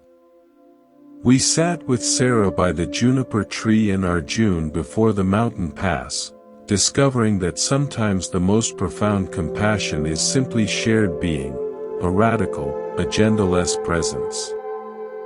We ventured into difficult terrain. Compassion for those who have hurt us, finding in the story of Nori and Sana that seeing the brokenness in the other can loosen the knot of our own resentment, not for their sake, but for our own freedom. We practiced kintsugi on our own souls with the potter Hiroshi, learning to mend our breaks with gold, honoring our scars as maps of survival.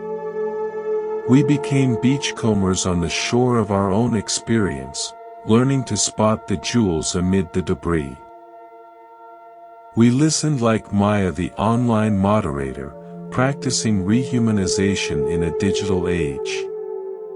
We learned from the elephants of the savannah and the nomads of the steppe that compassion is ecological, a biological truth of interconnection, a song sung to remember belonging in the heart of the storm.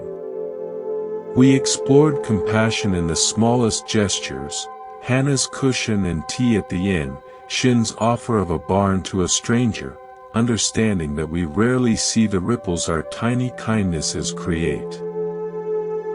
We sat with Elena, learning that sometimes love is not pulling someone from their cave, but going in to sit with them in the dark. We expanded our view to see compassion as a design principle in robotics, a code for connection. We practiced being the empty cup with the Zen student, discovering that our true nature is the spacious, allowing awareness that holds everything. We honored history with Uncle Roy in the outback, listening to the full song of a place. We found compassion for our own envy and pettiness by listening to the fears beneath them. We became stewards like the bookbinder Luca, participants in a long conversation. We polished our mirror neurons and engaged in neural carpentry, building a brain for kindness. We tracked stories like the Bedouin Guide, with delicate attention and clean departure. We thanked our distractions and found the ordinary love in the scarred artifacts of history. We honored the seasons with Claire the vintner, trusting the intelligence of fallow times. We learned from the mycorrhizal network and the dying mother tree that endings can be generative, distributive. We became homeostatic agents, restoring balance.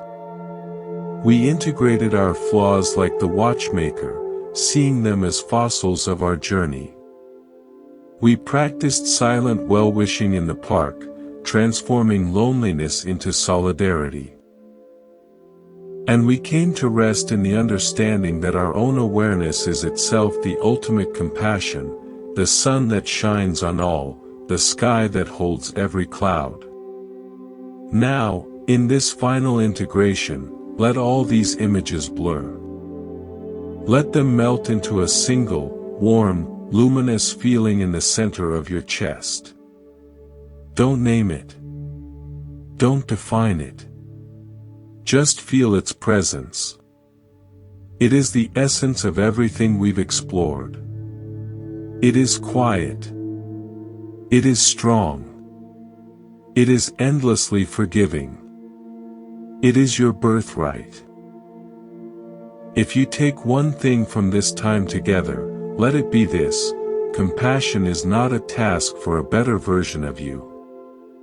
It is the natural state of the you that exists right now, when all the striving, all the self-improvement projects, all the judgments, are gently laid aside.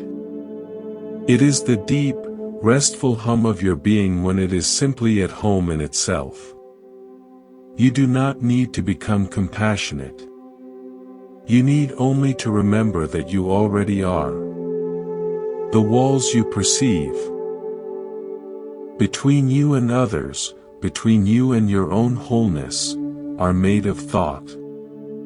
They are not real in the way your breath is real, in the way your heartbeat is real.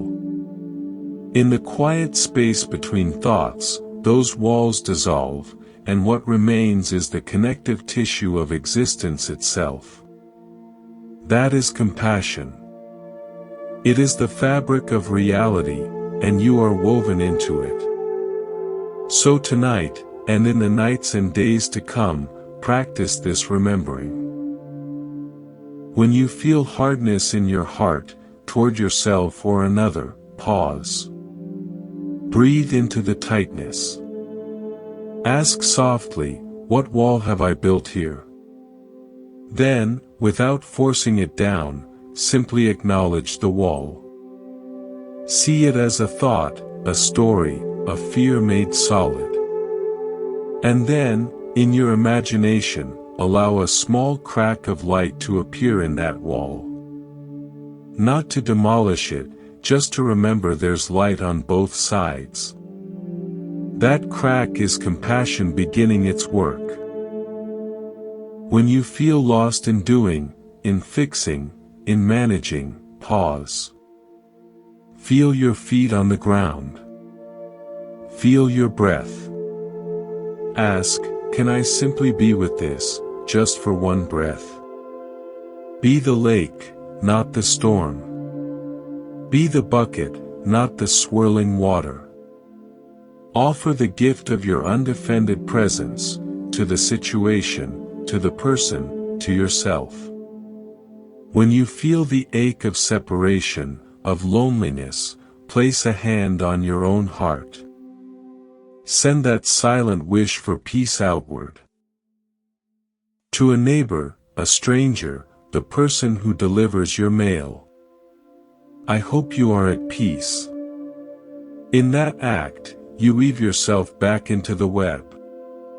You are the well-wisher in the park, and you are also everyone in the park, all wishing for the same thing. This is not a path of perfection. It is a path of gentle return. You will forget. You will build walls. You will get lost in doing. This is human. Compassion includes that, too. Each moment is a new opportunity to remember, to soften, to connect. You have within you all the teachers we have met, the doctor, the musician, the fisherman, the grandmother, the tracker, the watchmaker, the vine, the tree, the silence between the notes.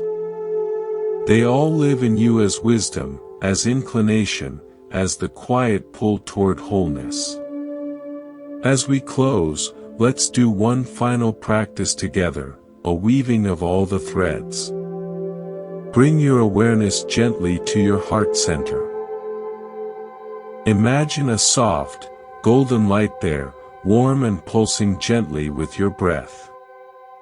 This is your essential, compassionate nature.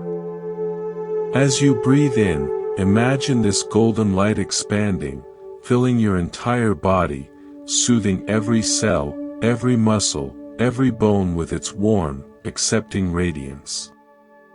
As you breathe out, imagine this light extending beyond your skin, forming a soft, golden sphere of compassion around you, a sanctuary of peace.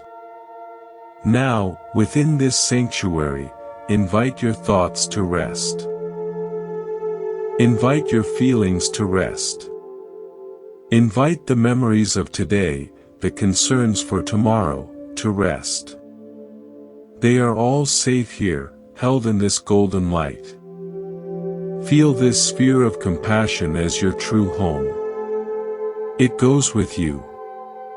It is not a place you visit, but the atmosphere of your own awakened heart.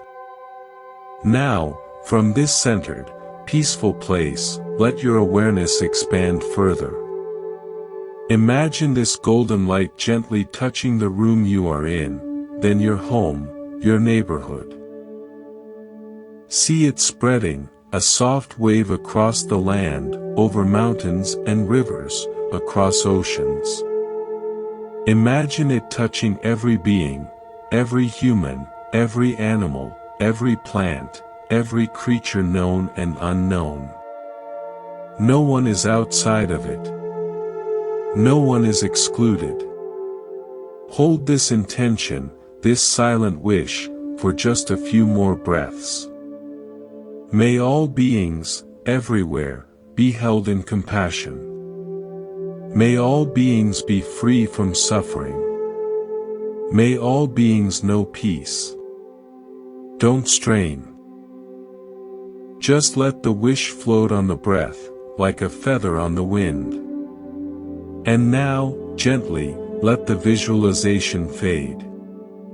Let the light settle back into the quiet warmth in your heart center. Know that it has not gone out. It is merely resting, like a banked fire, ready to warm you and light your way whenever you remember it is there.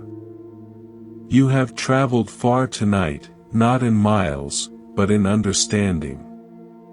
You have come home to the most fundamental truth of your being. You are compassion. You are connection. You are peace. Let your body be heavy. Let your breath be slow. Let your mind be still. The stories are over. The teachings are complete. All that remains is the quiet, the dark, the deep, restorative silence of the night. Thank you for sharing this journey at Monk's Temple. May the compassion you have touched here linger in your dreams and greet you gently at waking. May you carry this knowing in your heart, a quiet friend for all your days. Sleep deeply. Sleep in peace.